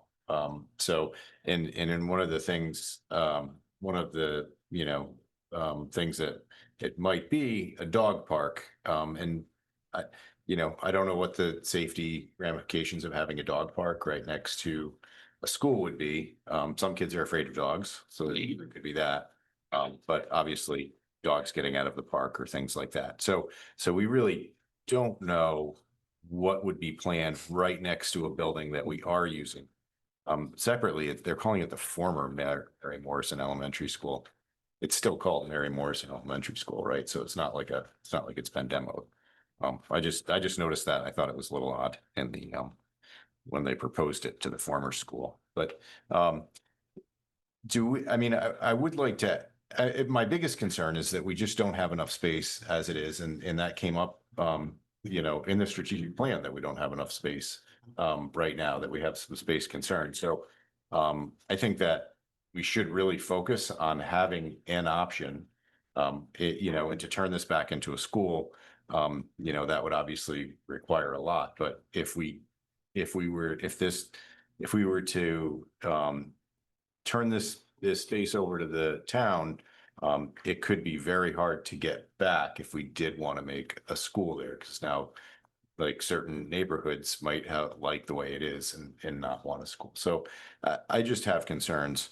I do think I have to assume that the town has done some studies on the population increases with all these housing developments that we're building. I know it's going to be well over 700 units in just the Tollgate it's going to be about 700 in just Tollgate and William Seeley property. Plus I believe there's some other proposed units, which, so we can maybe assume that we're going to have a population increase because of those increased units. you know, when people in the town talk about increased income because of taxes, obviously, when people move in, some of them are gonna have children and there's also gonna be increased expenses. So I would be curious to see, I assume that somebody did a study on this, but I'd be curious to see what the expected effect on the school systems are gonna be because of all these developments. So I would like to ask, you know, Well, John Reiner said he would be willing to come to the board to speak on that. I just didn't give him a date to come yet. That would be good. speak on what they're expecting the population Yes, Uh-huh. changes to be. yeah. Yeah, so I talked to him certainly, the other day. certainly we would need to talk about that. And then I feel like it was, and I can't remember when this came up, but wasn't there talk about an early education center possibly? at the Mhm. site? So how did that change so quickly? Because when you have an early education center, it seems like, the more fields you would want space. Mhm. Like, I think little kids like to run.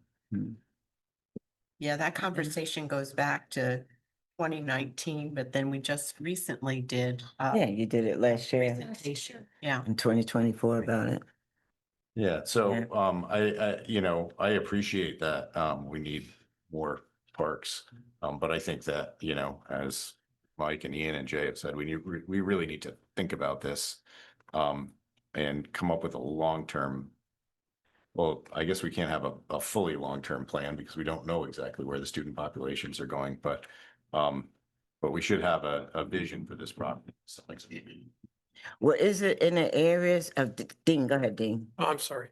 I mean, you go ahead. I was just wondering, is it in an area that if we opened up Mary Morrison as an early educational center, that it would affect what we did? I get, My opinion, there's enough space around the building, closer to the building than that. Yeah. That's pretty far off for young kids.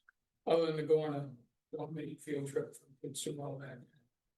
And Mary Morrison was a school that has a whole wing of early childhood, and we did a walkthrough back in the fall and saw at least 5, 6 really terrifically maintained classrooms with little bathrooms that. no, but we're not talking about that. We're talking about, But they have they have a playground right yeah. there for them. Okay, Dean.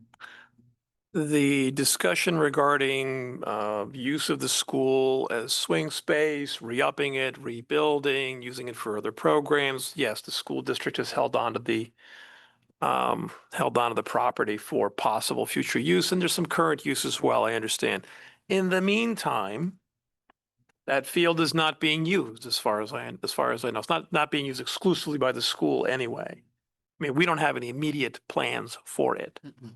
Right. So I like Jay's idea of, hey, if the town wants to turn it into a park until some future date when we get our act together as a school district and know what we want to use the building for, then yeah, let's have an MOU. I don't have a problem with that. Now, if the town wants to turn it into some sort of a parking lot or frankly, even a dog park, that might change things. But I don't have a problem with saying, hey, we don't have a problem with letting there be public use on what is already, frankly, public property.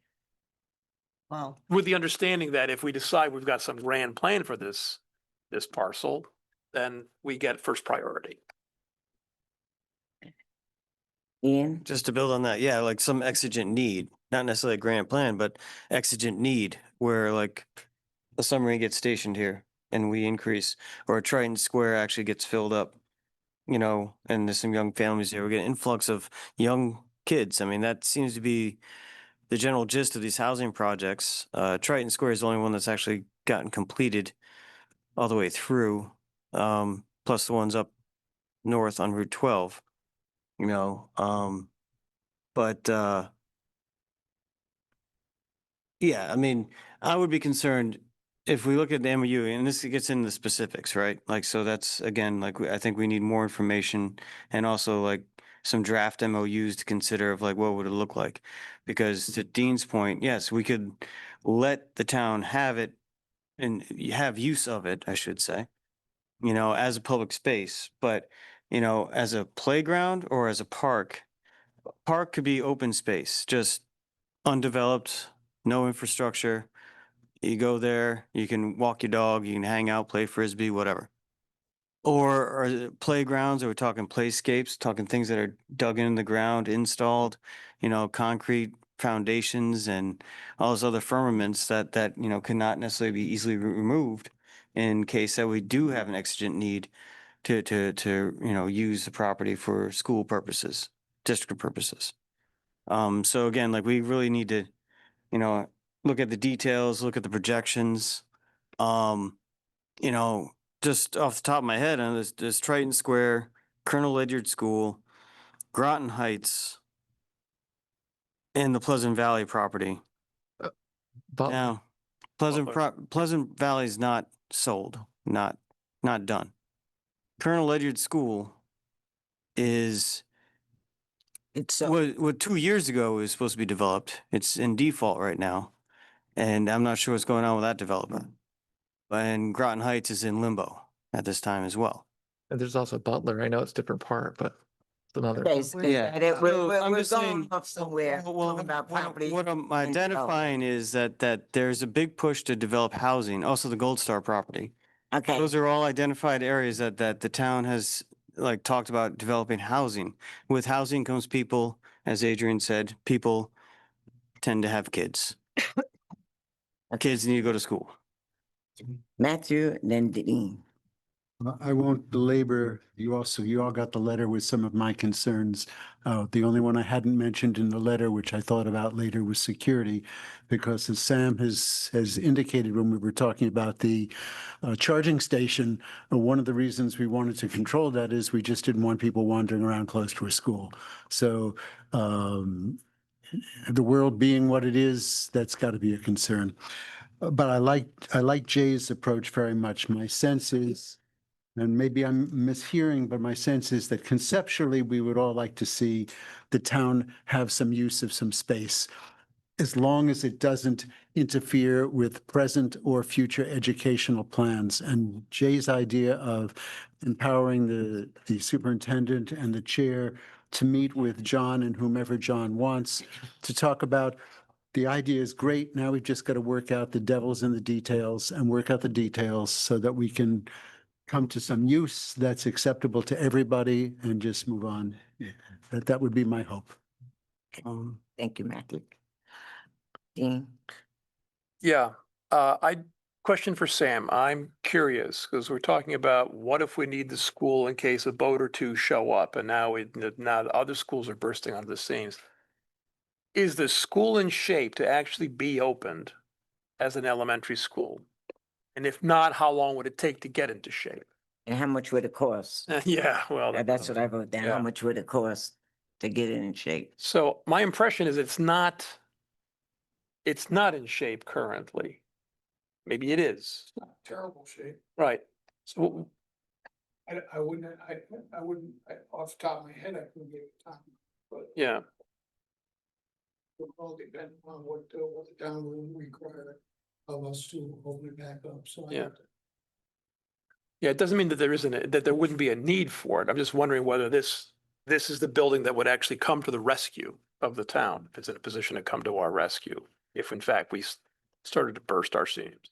It just For can, the most part, the building's like a storage facility, along with a couple of small programs, some of the office spaces. Yeah. A couple of classrooms. I mean, it does concern me that our oldest buildings that are in the worst condition are for their military children. And in the Mhm. long term, Sam and I have had many conversations with board members too about the potential, if this is something that does happen, we may have to build a school Mhm. at the Charles Barnum site on their playground so that, and it might have to be a school that would be like a Thames River or a Mystic River to be able to hold enough kids and grow. So that, Why That could not be build it. a new school where Mary Morrison is?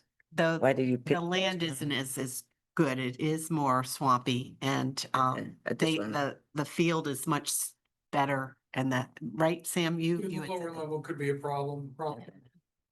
And then, of course, where the building is built, there's a lot of ledge around there, outcropping, ledge outcroppings is quite visible, so. In large, rock outcropping. in Mary Morrison. Mary Morrison. All right, So, Ian and then Mike. right, just to follow up on Matt's comment, I would be in favor of Jay's suggestion in the, I would want to empower them, the superintendent chair, to come up with a draft MOU, not to execute an MOU. I would expect any MOU Right. would need to come to the board for review. I just want to make sure that was clear. That's- Yeah, that's that was like, We're agreed. at least that's not my, that's my expectation. I'd hope the board would feel the same. Also, so Sam, the high ground, is that the high ground as Mike identified? Is that ground better to build on than down low? Obviously down low is swampy. In schools. The high, yeah. Down, the elevation drops down. So this would be great for, yeah, if we could get a topographical map of this area to get a better sense of that elevation change. Both off, Mhm. and direct back out front, you know where the front is, the back is, drops down. Oh, it needs that elevation. Got it. So that could be as swampy as the front area. It is. No. Stream coming through Oh, got it. from the Okay. church property. All right, a little bit more of a barrier. All right. Well, all the same, yeah, I think as we move forward to get a better, All the construction diverted that water from maybe earlier. Diverted it back in got it. the sixties. Right. They didn't care about that stuff. All right, Mike, you all having a private conversation because I cannot hear you up here, so I'm gonna go with Mike. All right, this is quick. So that is reasonably high ground. It's higher, as you say, than the towards Toll Gate Road, where you can see even right along the edge of that playground and past the driveway and through all the way kind of parallel Toll Gate Road. You can see that river go along. So that's and it's listed on the Groton GIS or Groton topographic map. The lower part of that is all listed as swamp or marsh, including the lower part of that playground. But one thing I did take a look at is Groton GIS just while I was sitting here. This property is 36 acres or 37 acres. And let's go to ESPN. Curious about Denver. Sorry. What are we doing here? I think we've got our money's worth. This is 36 or 37 acres, and then Charles Barnum is 16 acres, right? Yeah. So if we are going to build, and I agree, I am bothered by the voices before, well, not on the Board of Education, and I guess when on it too, is that Charles Barnum are supporting our military cluster, although our schools support the military. It's the oldest school, and this is the biggest piece of property. Maybe not all of it's useful because of the swamp, as you say, but it's over twice as big as the Charles Barnum one.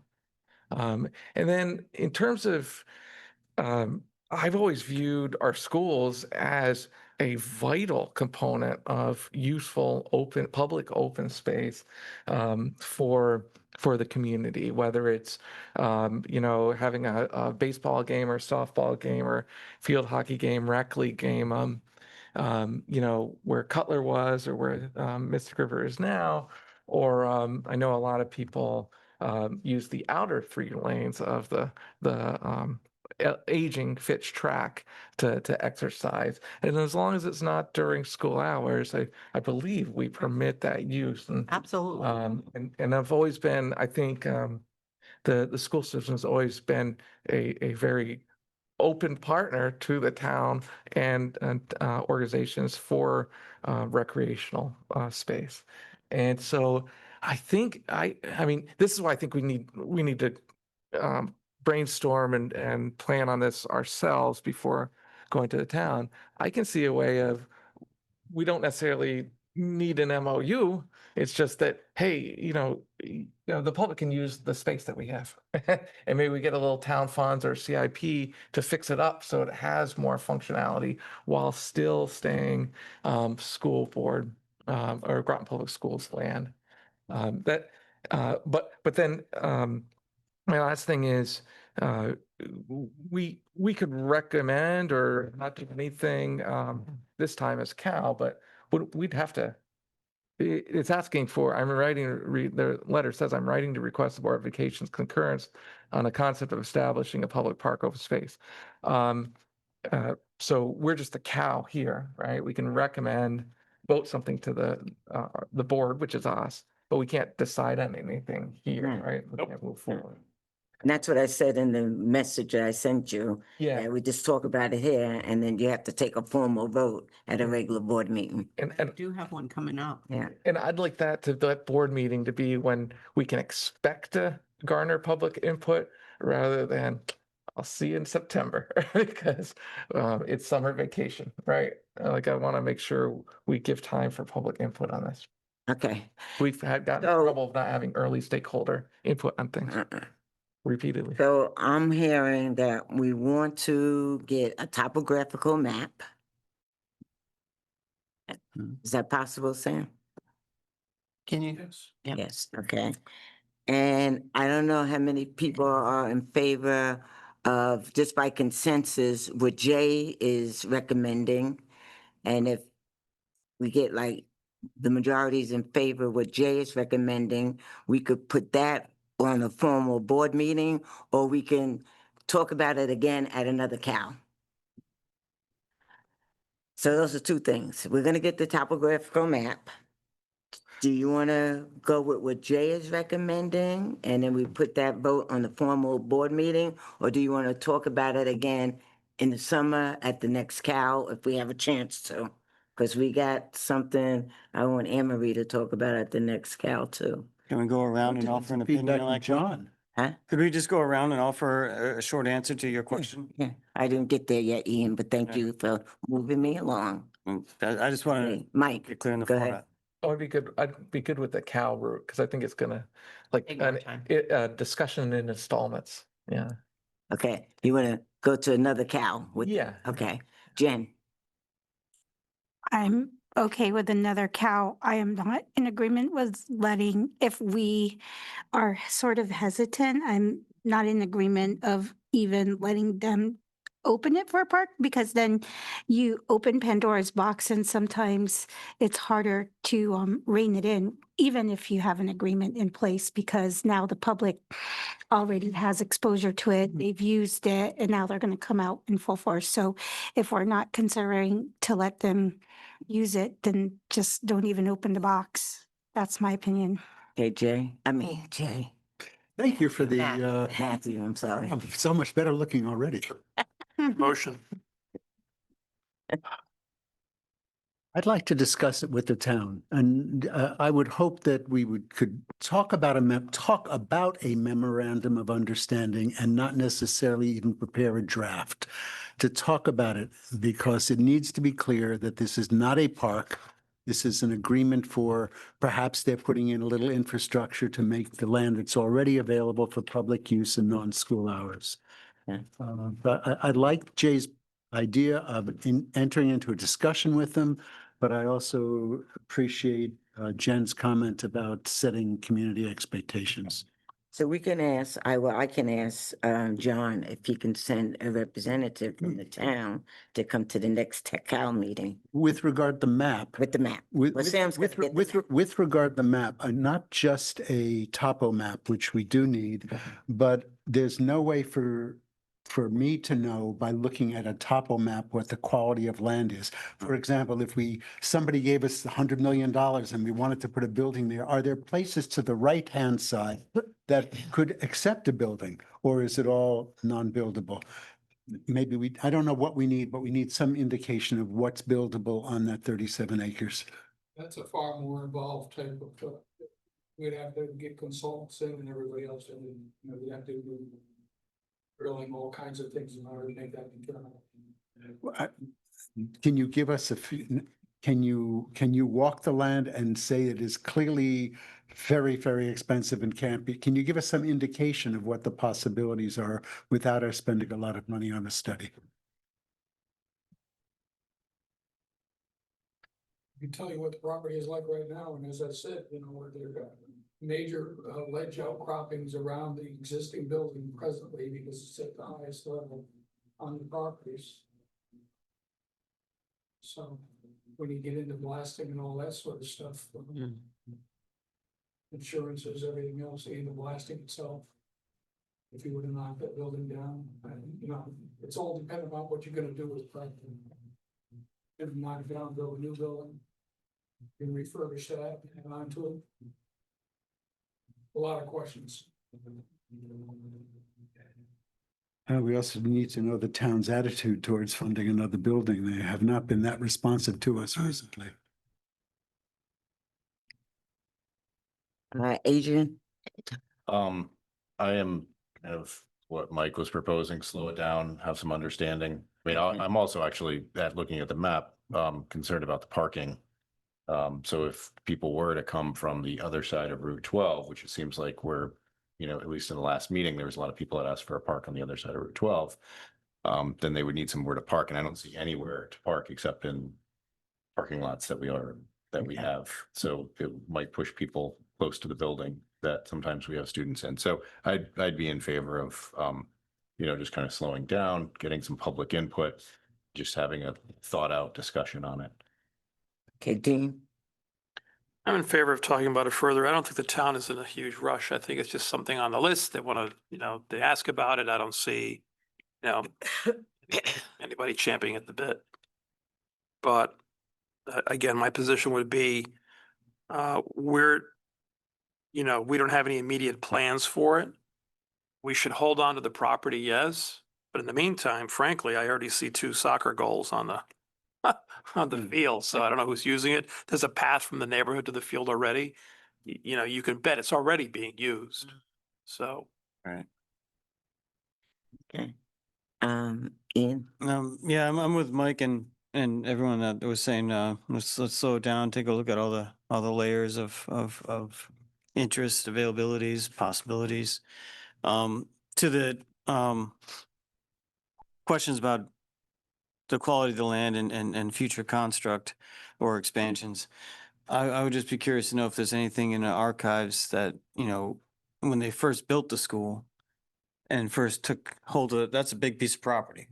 And as would happen with like Thames River and Mystic River and, you know, it seemed like that was the plan overall. Like you buy these, you got these large pieces of properties and that way you can build one school and then drop the old one and you sort of alternate back and forth over generations. So I would be curious, instead of hiring consultants, all that, maybe just do a deep dive in the archives, see what's in the records for that land, see if there's something there that's already been done. Just to give us more understanding of, you know, what was the overall vision of that place when the property was acquired in the first place. quick, let's put a school up. That was the vision. Yeah, that was it. But it looks obviously intentional with the size of the land and that spot was already cleared out. You know, I mean, with Mystic River and Thames River, there's a lot of utility there with the way that the parcels were planned out. At least to me, it looked like maybe that was all an accident, but it sure looked like somebody had a plan at I some mentioned the point. parcel was donated. Somebody was glad to get rid of the wetlands. Mhm. All right. Here you go. Okay, we only need a little bit of it. Take the whole thing. Okay, Jay? Yes, I'm fine with discussing it further at a future COW. I just would suggest that, given the history of the way things work in this town, that it ultimately be written down what our agreement is. Okay. Yeah, that goes And without. yeah, so, but yeah, if we want to discuss it over the summer, I'm fine with that and get some public input. Okay. Dr. A? I'm in alignment with Jay's thinking and in addition with Matthew and the public input. And I think we need further discussion. Okay. All right, okay, moving right along. Next is, review the referral tracking sheet. The first thing we'll talk about is 2024-3.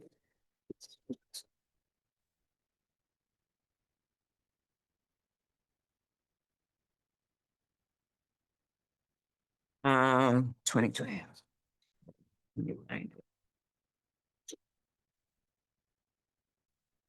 And that is discussion regarding archiving all historical board meetings back to 2016, 20 17 school year to be GPS YouTube channel.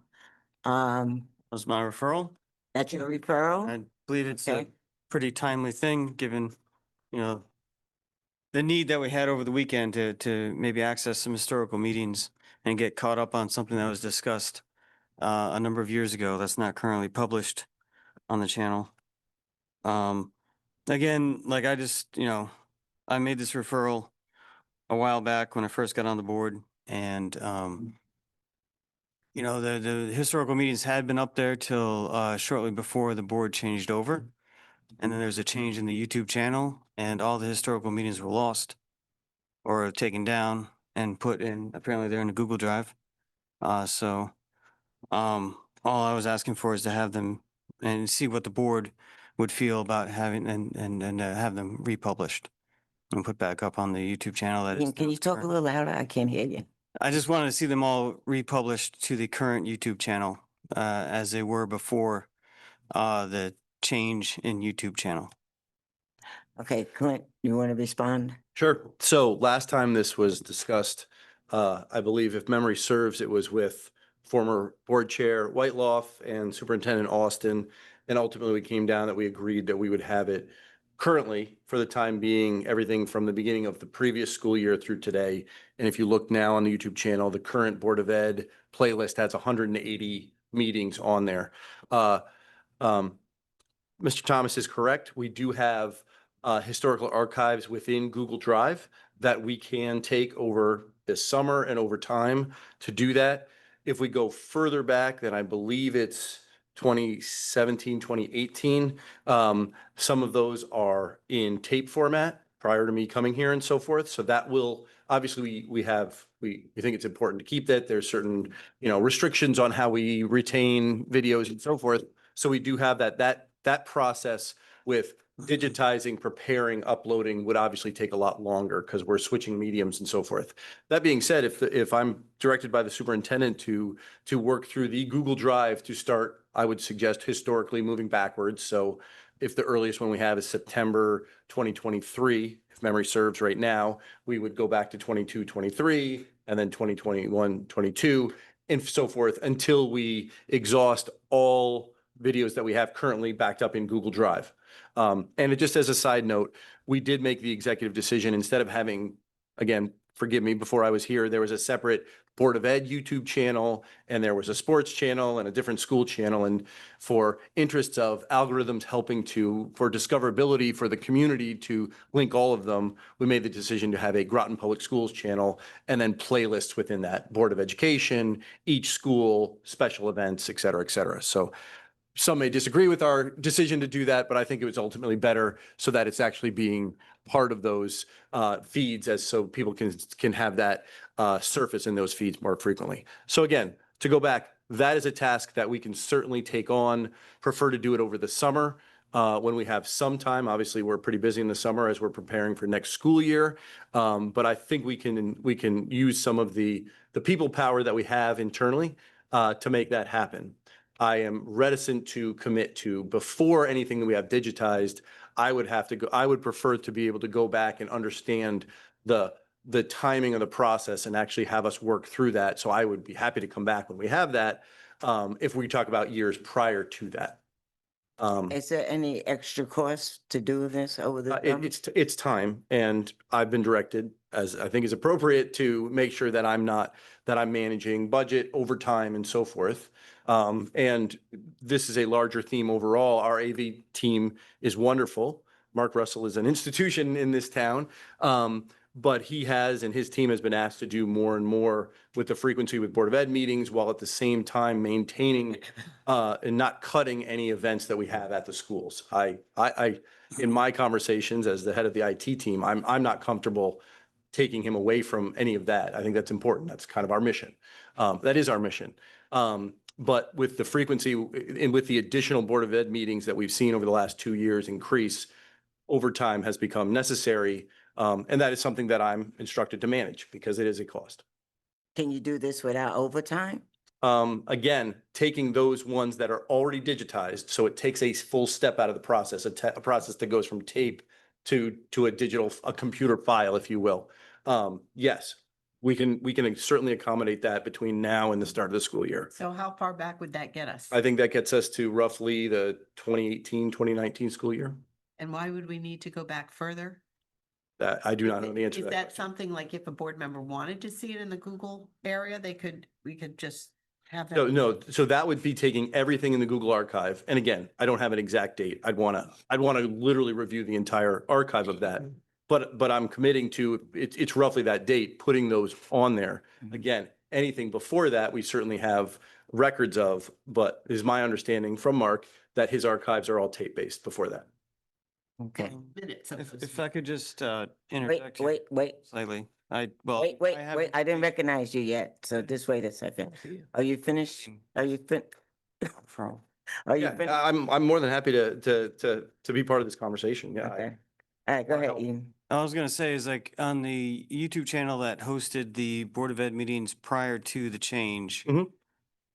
The oldest meeting that I had come across in my previous research was a 2016, is like either late 2016 or early 2017 Okay. meeting that was already published on a YouTube channel at one point.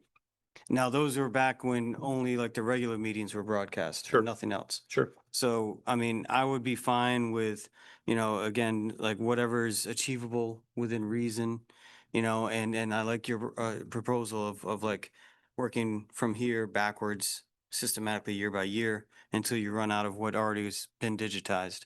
I don't think I don't see the value of the time in converting old tape. But Fair if enough. it was already published to a YouTube channel, my thought would be that it's already digitized, it's already just in a bank somewhere. And if we come across things prior to that, Mhm. any of them, like I said, it's far easier for me to take something that's already a computer file, Right. sitting in Google Drive, and doing that. If there's one from 2006 and I've already worked through everything above it, it's very, I may have to beg a little more time if we find a treasure trove of those through the archives. But yes, what I'm concerned about is having to set up a whole different system and working through those tapes and so forth. No, I was just trying to restore what was already published online. Sure. prior to I the would, change. I'm happy to commit to that. Okay. Any other comments? Mike? No, just, I'm supportive of that approach, and please come back to us if you hit an unexpected snag Sure. amidst the ones that you think can be readily done. It's sometimes as you go farther in time, it does that. With the Google Drive, is there, the files on Google Drive, like for instance, our attachments, like, Mhm. I'd click on them as Google Drive somewhere.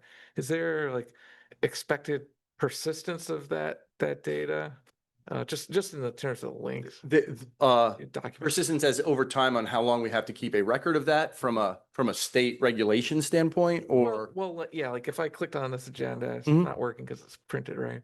Sure. But, Fair, I but, agree with you. right now it goes to the right documents. Mhm. And I think it usually works even from the much older minutes, but Yep. is there, are you saving that along, archiving that in the So, Google Drive along? with Superintendent's office builds the agendas and manages the calendar for Board of Education and so forth. And I know that they keep records of all this.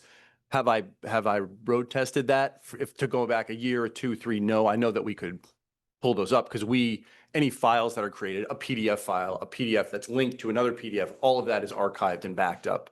I think your question is, what is the accessibility, and would that deep link persist, or would you have to make a request for that? It's a fair question. I don't have a perfect answer. I'd want to go back and look.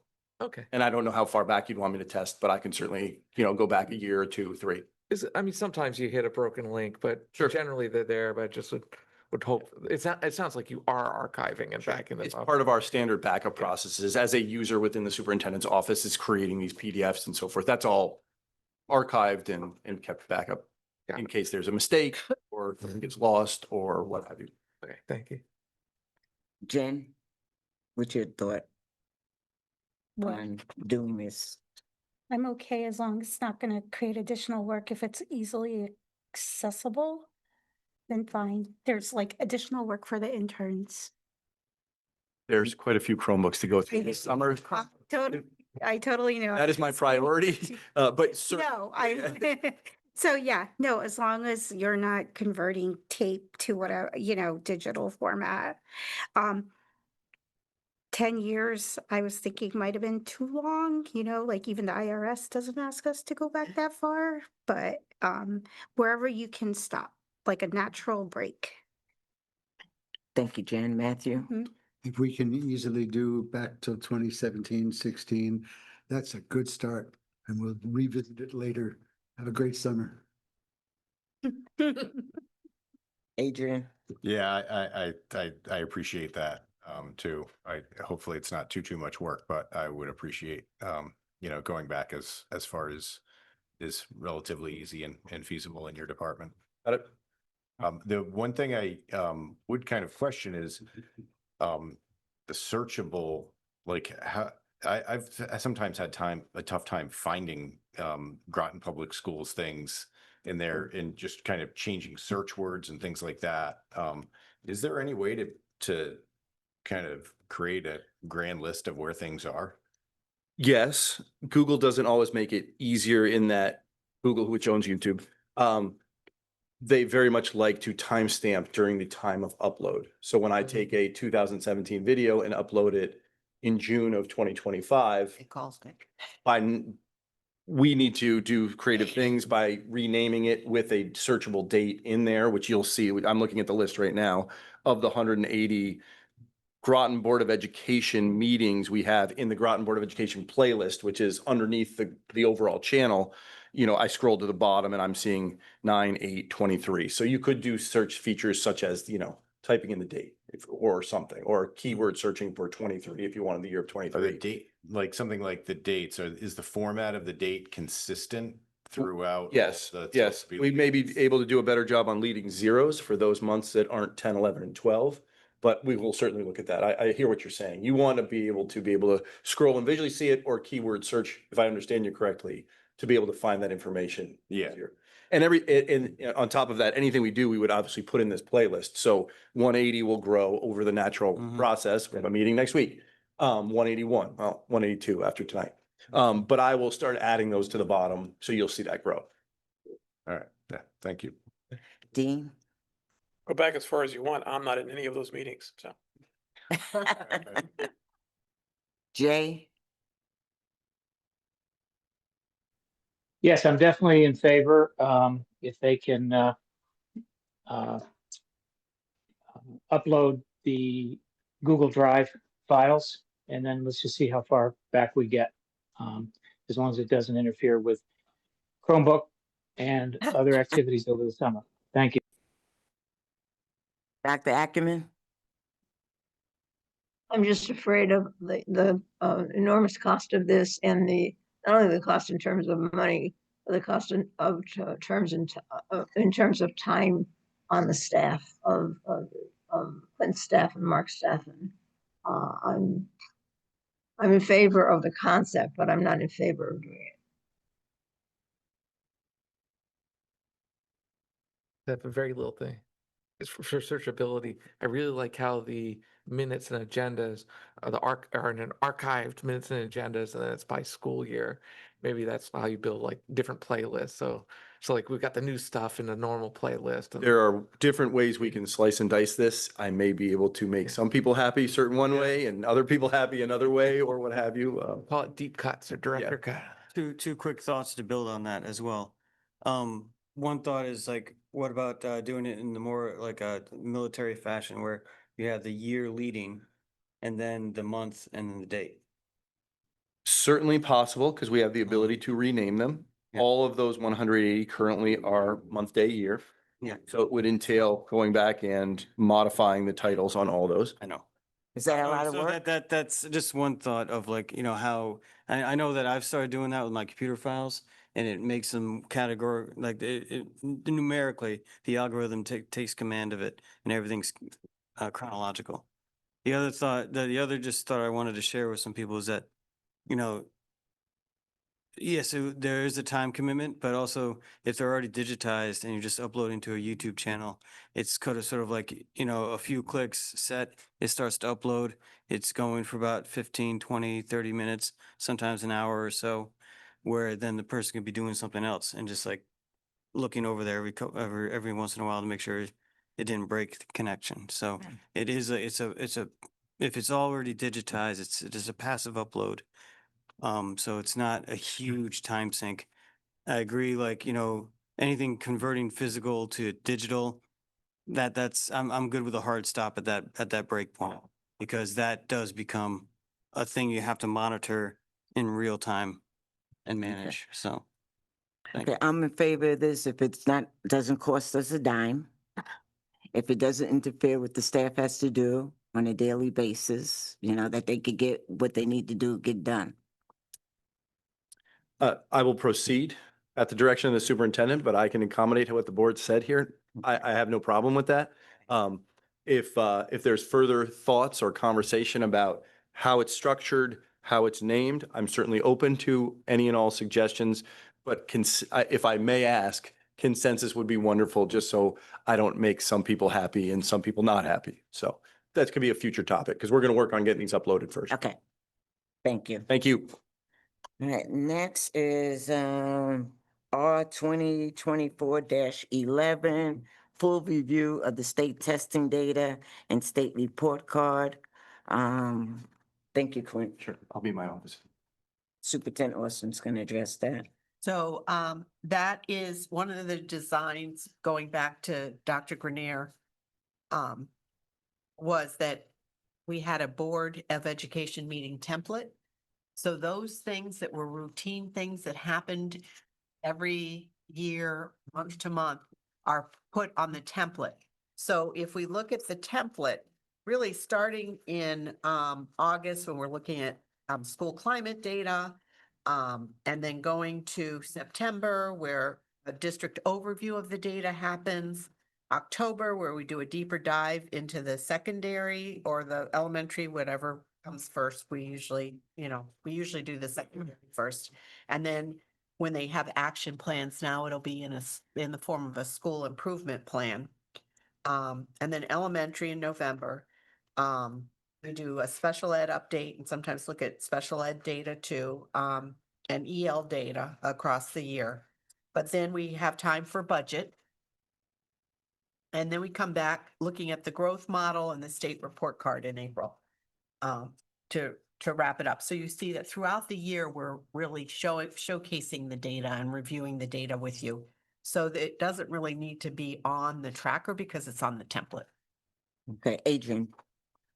Yeah, I agree that that's largely the case. I think that in the April meeting, it could be put in with that state report card. Because I think it's in next April would probably be a good time, because we're gonna have a new board. There's gonna be some new members, and I think it's good for the board to understand the resource on EdSite, because I think that it's a very powerful tool for a board member to be able to do research. So we talk about all this stuff, but we never talk about, like, go to this page on EdSite and scroll through, and this is how to access it for board members and for the community. So my intent with this wasn't that we weren't doing it, was that to point to this one resource and show what that resource offered. I think that the student data manager has done that at different presentations. I think Adrian's talking about the In parts and community. pieces, but I think that we could just I mean, and this doesn't need to be, this wasn't meant to be a meeting. I feel like we've spent more time talking about the referral than actually the referral would take. But I think that it could just be tacked on to like the April meeting of state report card, and just say, all right, we're gonna show you, this is some of the new data that we have. And this is the whole EdSite report card, where you can find this data and more if you're interested, and you can go through it. So I was just looking at EdSite, and like, so here's something that I don't think that we've done, but we have talked about revenue, but percentage of revenue by source. And, the district, if it's a pie slice, it's very, very small. And when we look at this, like, so tuition and other as a percentage of revenue by source, it seems like the state average of that is, it doesn't actually show me, but I'm going to say it's 8% of the pie slice. So what is that? Is that something that we're missing out on? So I think just like it would give board members and the community a way to ask questions just by referring to this site specifically because there is so much information. So I don't know that, I mean, I think it's got more words in a bigger space in the tracking sheet than it really needs. I think it just can be tagged in somewhere and Yeah, I think so kind too. of go through it. All right, so what you're asking is, like, when we, in April, when the superintendent does, or Anne Marie, does state report card, go onto the Ed site. Yeah, just Site link it and- into and- Ed site right, and and maybe show have us. like a 10-minute. You did say you were gonna do that this April, but you didn't do it. Well, she had done a flip chart. She had done a PowerPoint instead to get to that information. And I think there was a link on there. I don't know why it wasn't done at the meeting, but there was a link to the Ed site. I think I just need more clarification so that I know, moving forward what we're talking about, because the request, at least on the tracking sheet, says about review of student testing data, Smarter Balance and NGSS. But the example, Adrian, that you just brought up was something related to finance. So that would not be something generally that I would present, or even Lauren Cassini. So if I had a little bit, I would just like to be a little bit more clear. Are we talking about test data on EdSite? Are we talking about, there's a variety of things on EdSite. But if you want us to present something in particular, like the example that you just gave was more finance related. Oh, no, I think that I just gave that as an example because that would like, and I don't know if that relates to us or not. Maybe it's a quick question, but it's a question that if board members or members of the community had seen, we could ask that question and there's probably a logical answer to it. But so that's just something that I was scrolling through. I just feel like having access to that site and kind of running through what's there. Because, in addition to the one report card page, you can kind of do a deep dive into all those things and like in individual schools and compare them to other schools and things like that. Yes, absolutely. Very powerful. So I think that, in quite honestly, this is like, whatever, 18 months or 17 months ago now, 16 months ago. Full review of the state testing data. I'm going to say that I was on the board for 6 months and hadn't done it. So now that I've been on for a whole year, I realized that we do that in September or so. So I think that just, if we just put the state report card or Ed site, so just modify it to that to kind of focus on, grow a little. I'm very willing to do that. I just want to be very mindful when we present data, especially if you go to a site as powerful as EdSite, it's very easy for us to have maybe a certain idea of what you want to see. And then you open it up to EdSite and it would be very easy for any of you. I think naturally I would do this too. Well, you showed us this, but why didn't you show us this? Why didn't you click on this link? EdSite is massive, right? In terms of all of the things. So I think we will do our best to present everything that EdSite has to offer as it relates to our data. But I would caution you just to be aware, we might present things that we think you want to see. And then there's there's so many rabbit holes, I think, that you can go down, if you will, on EdSite. So I would just, be mindful of, we may have certain perception of what you want to see, and maybe it's not as, maybe you think of something that we hadn't thought of. How about a general overview of the Ed Sure. site report card? No problem. Yeah. We'll give it to the chair to. And I think we had sent Or- that out to you a Yeah. couple times. It comes in it looks in different shapes, but it's the same report card. So we did go over all the elements of it, but then there is a site where it's called state report card. Well, you want them to do it live? Like, there, I think with we their can do that. Yeah, computer? we pull it up. Yeah, right, I right, feel that's like- what I think. Exactly. Like, in addition to board members, the community members, Right, maybe okay. don't understand how that site works and people can do their own. This their could own- be another topic for an evening community thing for parents. How are we doing? Do you want to know how we're doing? Come here for an hour. We'll show you where we get our data, and we'll describe our program. We'll teach you how to use it so you can compare us to other districts. Hour and a half in an evening. Yeah, I feel like we're on the rim of the wheel and going through individual spokes, but the hub of it really is just EdSite data.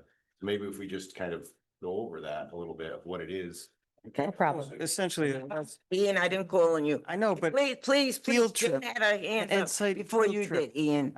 Jen, go ahead, Jen.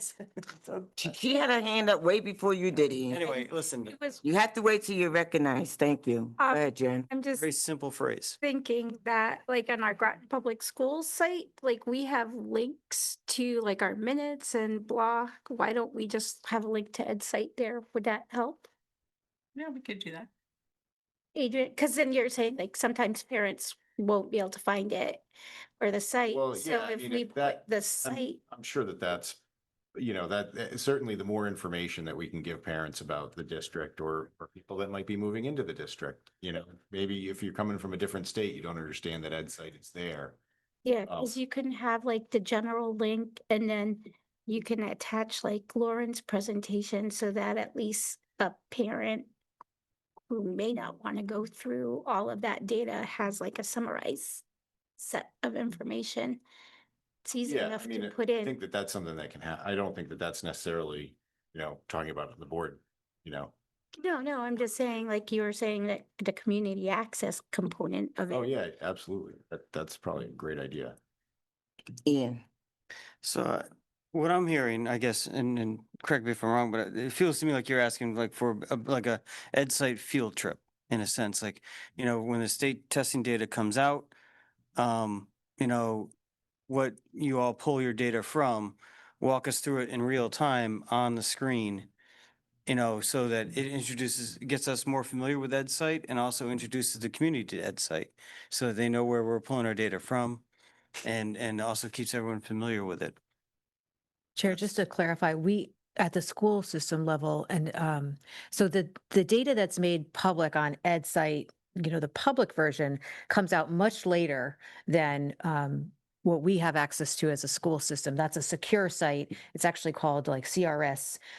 So just to clarify that, that's something that, just the superintendent, myself, maybe like the principals have access to, that we cannot share publicly just because it's a secure site.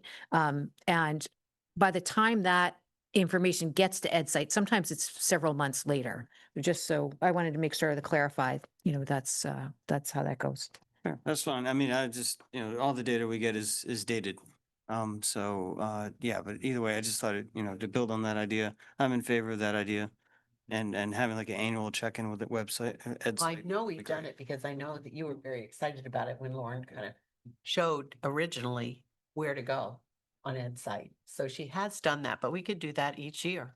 Yeah. That's the beginning. I think that's what he's The next requesting. Annual field trip. Dean. Why is the data embargoed for so long? That's an excellent question. So one of the things that the State Department of Ed does, one of the nice things about converting from like when we used to give I'm not CMT and CAPT, was that those were paper and pencil tests. It took a long time for them to score. Then the State Department of Ed had to validate all those scores, review everything.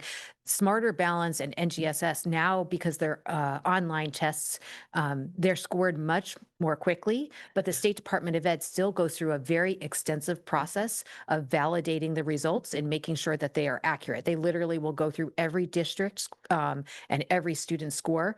I want to say sometime in the last year or two, for example, there was a problem with the lost link scores. That's the test that the English learner students take. And the results, it was a good thing that they were still embargoed because the State Department of Ed found some errors and then had to reissue all of the, I believe, all of the district scores. So sometimes there's a problem that happens, and that's why they do not kind of release the embargo until the State Department of Ed has completely gone through and verified all of the results, which obviously takes Next time. takes They time. do it for accuracy's sake. Michael. Yeah, thank you for explaining that, because I was going to bring that up, that,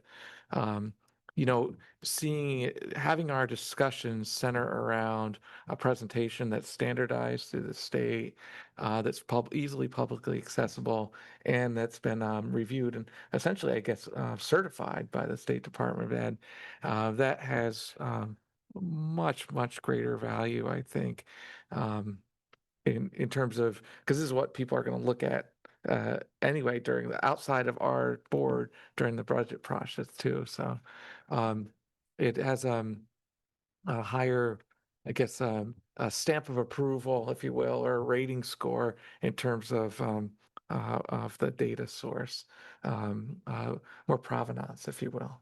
And in science and research, that's really, really valuable.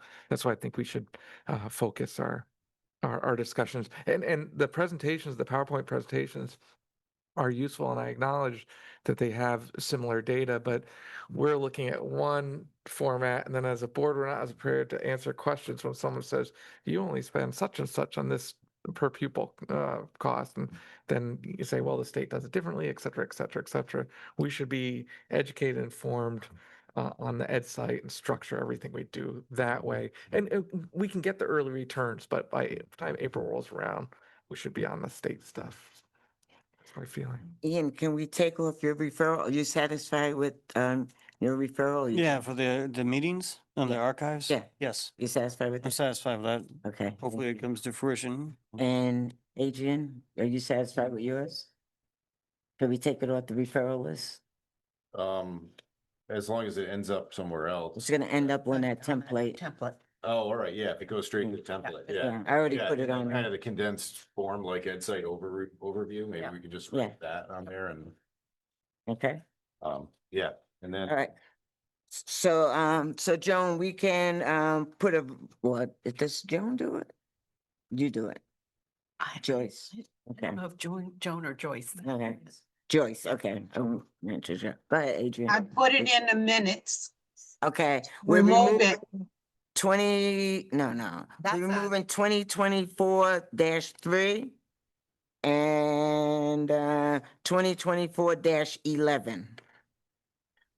I'm gonna, please, Okay. I don't want to make this long. When we tried to do this at the curriculum committee and the CALSA committee as well, we were told we couldn't cross it off ourselves. The board has to do it. We're not the board.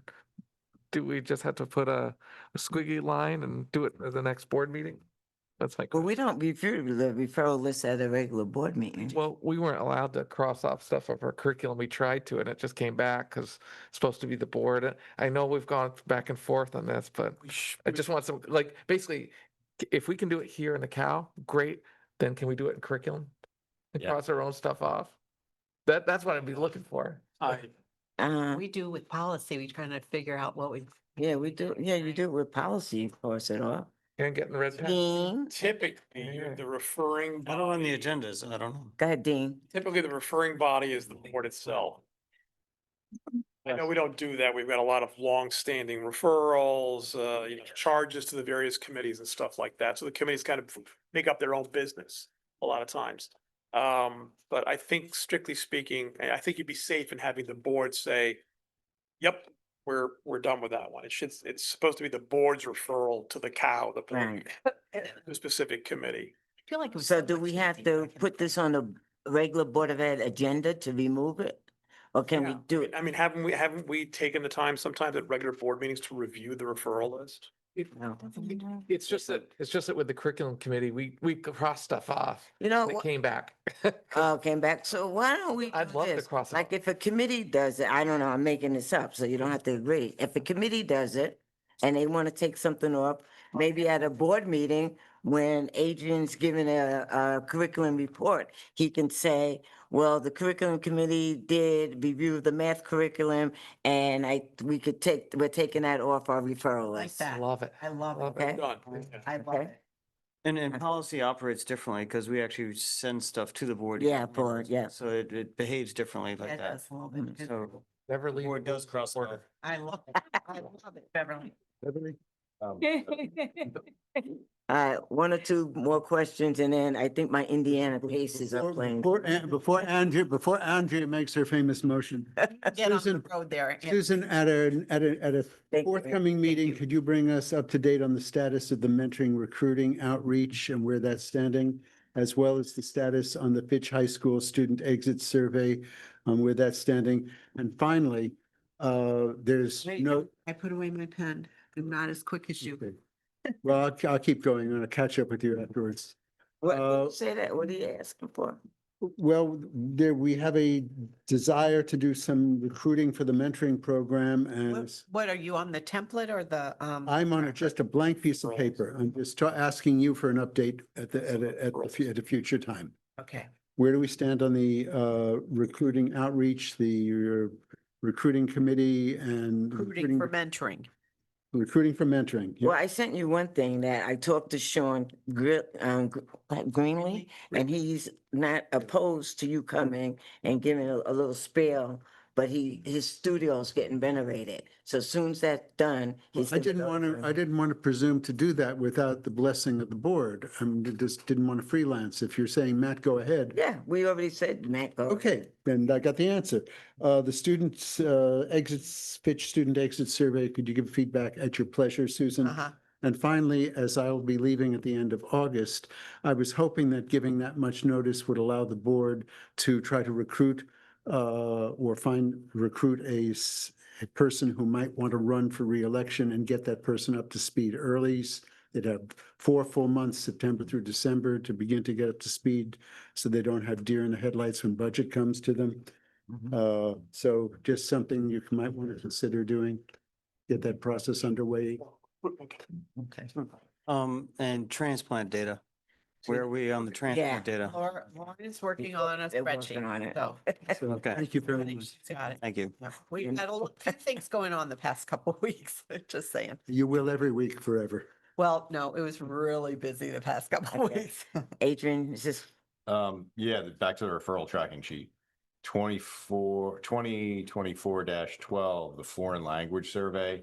I've kind of, we're gonna just bring that over to curriculum and talk about it there.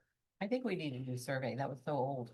And we've talked about that. French is having a hard time staying in existence. okay, is that okay with the board that 2024-12, the foreign language survey from 2 years ago, and what we are currently offer goes to curriculum, it comes off of the cow and goes to curriculum, is that okay with you? I'm okay with it.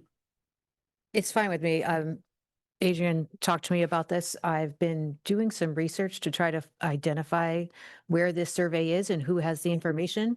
And no one can seem to locate this survey. So not only, there's an argument that it's old data at this point. Most of the students probably have left the high school, but no one seems to know where this survey results are. So I've been working on that for a couple of weeks, and it's a MIA survey right now. So what do you Have suggest? some other- What do you it's called suggest? Board meeting, so I have I screenshotted it before it got deleted from YouTube. What do you suggest, Anne Marie? I would suggest, I need to know a little bit more, and, Adrian and I probably need to have additional conversations, but I need to know a little bit more about what we want to get, what information we want to get from the survey. I do feel like surveys that are, once there are certain amount of years, from what I understand, this was taken in 2022. It's now 2025. We're entering the 2025-26 school year.